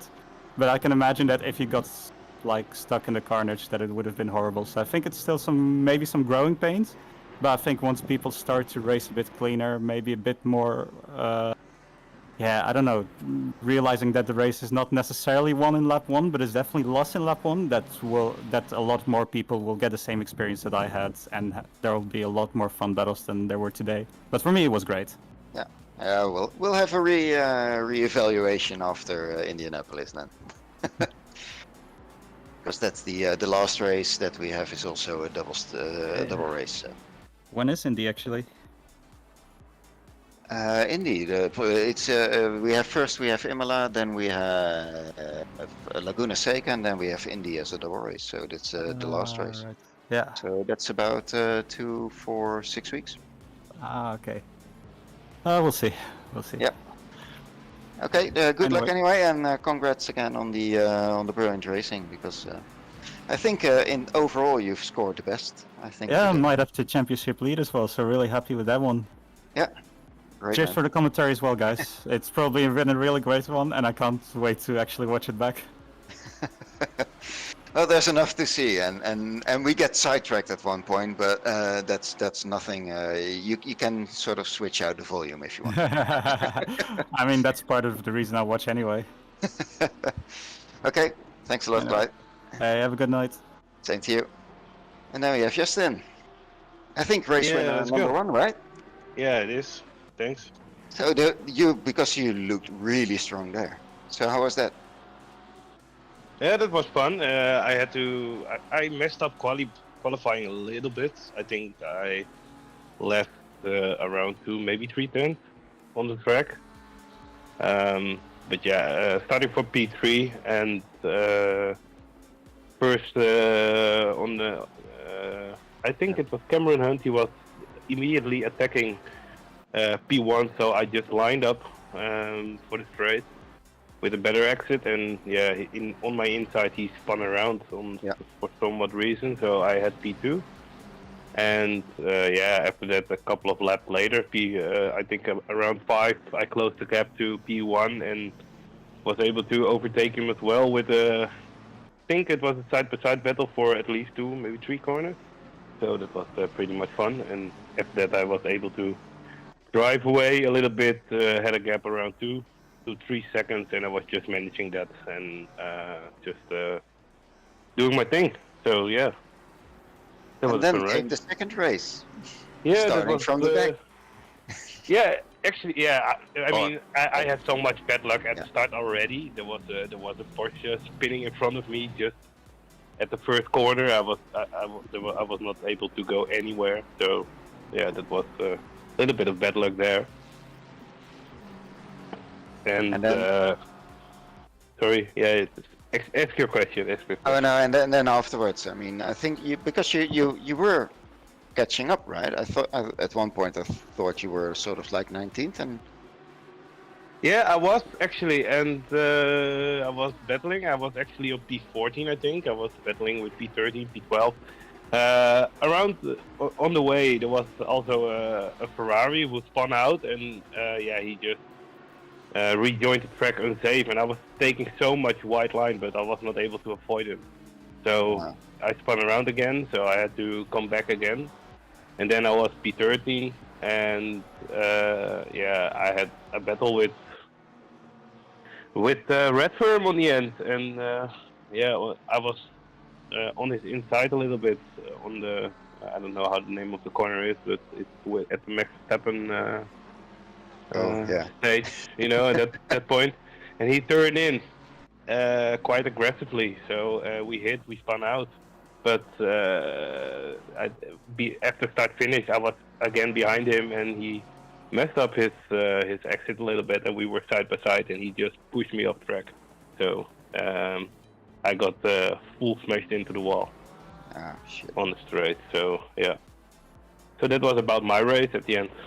yeah, and then you just you stopped, or yeah, waiting for the leaders. There there was too much damage, and I was not able to do another lap. It would be not safe to do another lap for other cars around, so the only thing I could do was just wait for the leader and then finish right behind him.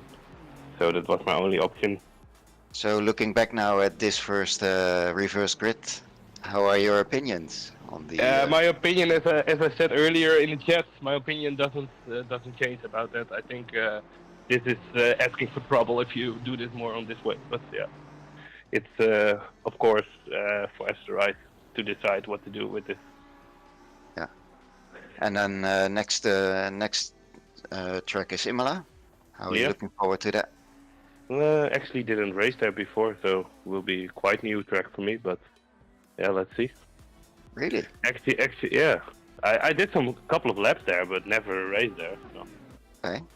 Because So, yeah, I think it's come around in multiple races for SSRI, I think already, or at least in GT4, I think we did, and I think I did a race in GT3 there as well already. Yeah, I don't know how it is possible that I never have driven there, but yeah, it is. It was not on the calendar or what kind of race ever. So Yeah, I really do like the track. I think it has an amazing flow. me too. It's Some an interesting awesome corners track. and yeah. It's an awesome track. Yeah, but yeah, like this last race is a little bit sour, if you know what I mean. I think Yeah. getting pushed off just on the straight. It's never nice. Yeah. Well, anyway, congratulations then on at least race 1 win, because points are the same for the second or the first race, so you will get your full points anyway for the first one. Yeah, So that's true. always nice. True. And I don't know how I ended up on the second one, but probably lost in the pro. Somewhere around that. I think not lost. I think other people are. Yeah, let's see. We also don't know what will happen about penalties or something like that. So. Yeah, we'll see. Just there's a form you can fill in an hour after the race, right? Of course. Not pushing it, because there was a prediction that the stewards would be busy until the end of 2025. So I don't know who made a prediction. it was on. I think, was it Sam or so in the chat? There was somebody in the chat who did a prediction like, okay, this is going to be something where the stewards will be busy. Yeah, And they will yeah, definitely be. They will definitely be busy for sure. Yeah. So We'll see. yeah, I will definitely fill in a form. So yeah, let's see about that. Okay. Hey, thanks a lot, and see you in the next race. Yeah, thank you very much. Thank you for commentating and making this possible. And we'll see you definitely at the next race. Goodbye. Okay, goodbye. So, Alex, Chris, that was it for today, I think. I think so. I'd let you do the interviews because it's kind of interesting just to watch. But it's been definitely the interesting race, as I've said probably about 1,500 times so far. Tier 1, you expect to be very close, and obviously they brought good racing. We saw, obviously, unfortunately, a few crashes here and there, but that is just bound to happen. But we saw quite a bit of good racing as well. Barney being one, he was able to just keep up with Nick Wargers for quite a while, but Nick was just not letting him by at any costs. He didn't at all. Yeah, I think it was brilliant, and looking especially, I'm still. I was just thinking back, like, it's close racing, and it's like, no, the racing wasn't perhaps not even as close as the qualifying was. I thought the qualifying was amazing as well. So Qualifying was also great. And that's not often that it's that close. So this track for that anyway is amazing. So yeah, that's I think it for us, right? I think that will be us for tonight. Thank you for dealing with me, Frank, for this time, and thank you, Chris, for doing all of the camera works for today and being able to say the Welsh name that I will never be able to say and never will be saying. Okay, so see you then all in 2 weeks' time, people, and have a good night. And I need to sing some song, but I don't know the song that Oliver always please. ends up with, so I'm not gonna do that. Please don't. But I sound like a nightingale. No, I don't. The stage is yours. Yeah, and it's gonna be an empty stage. Okay, Alex, Frank, signing off, and have a good night, people.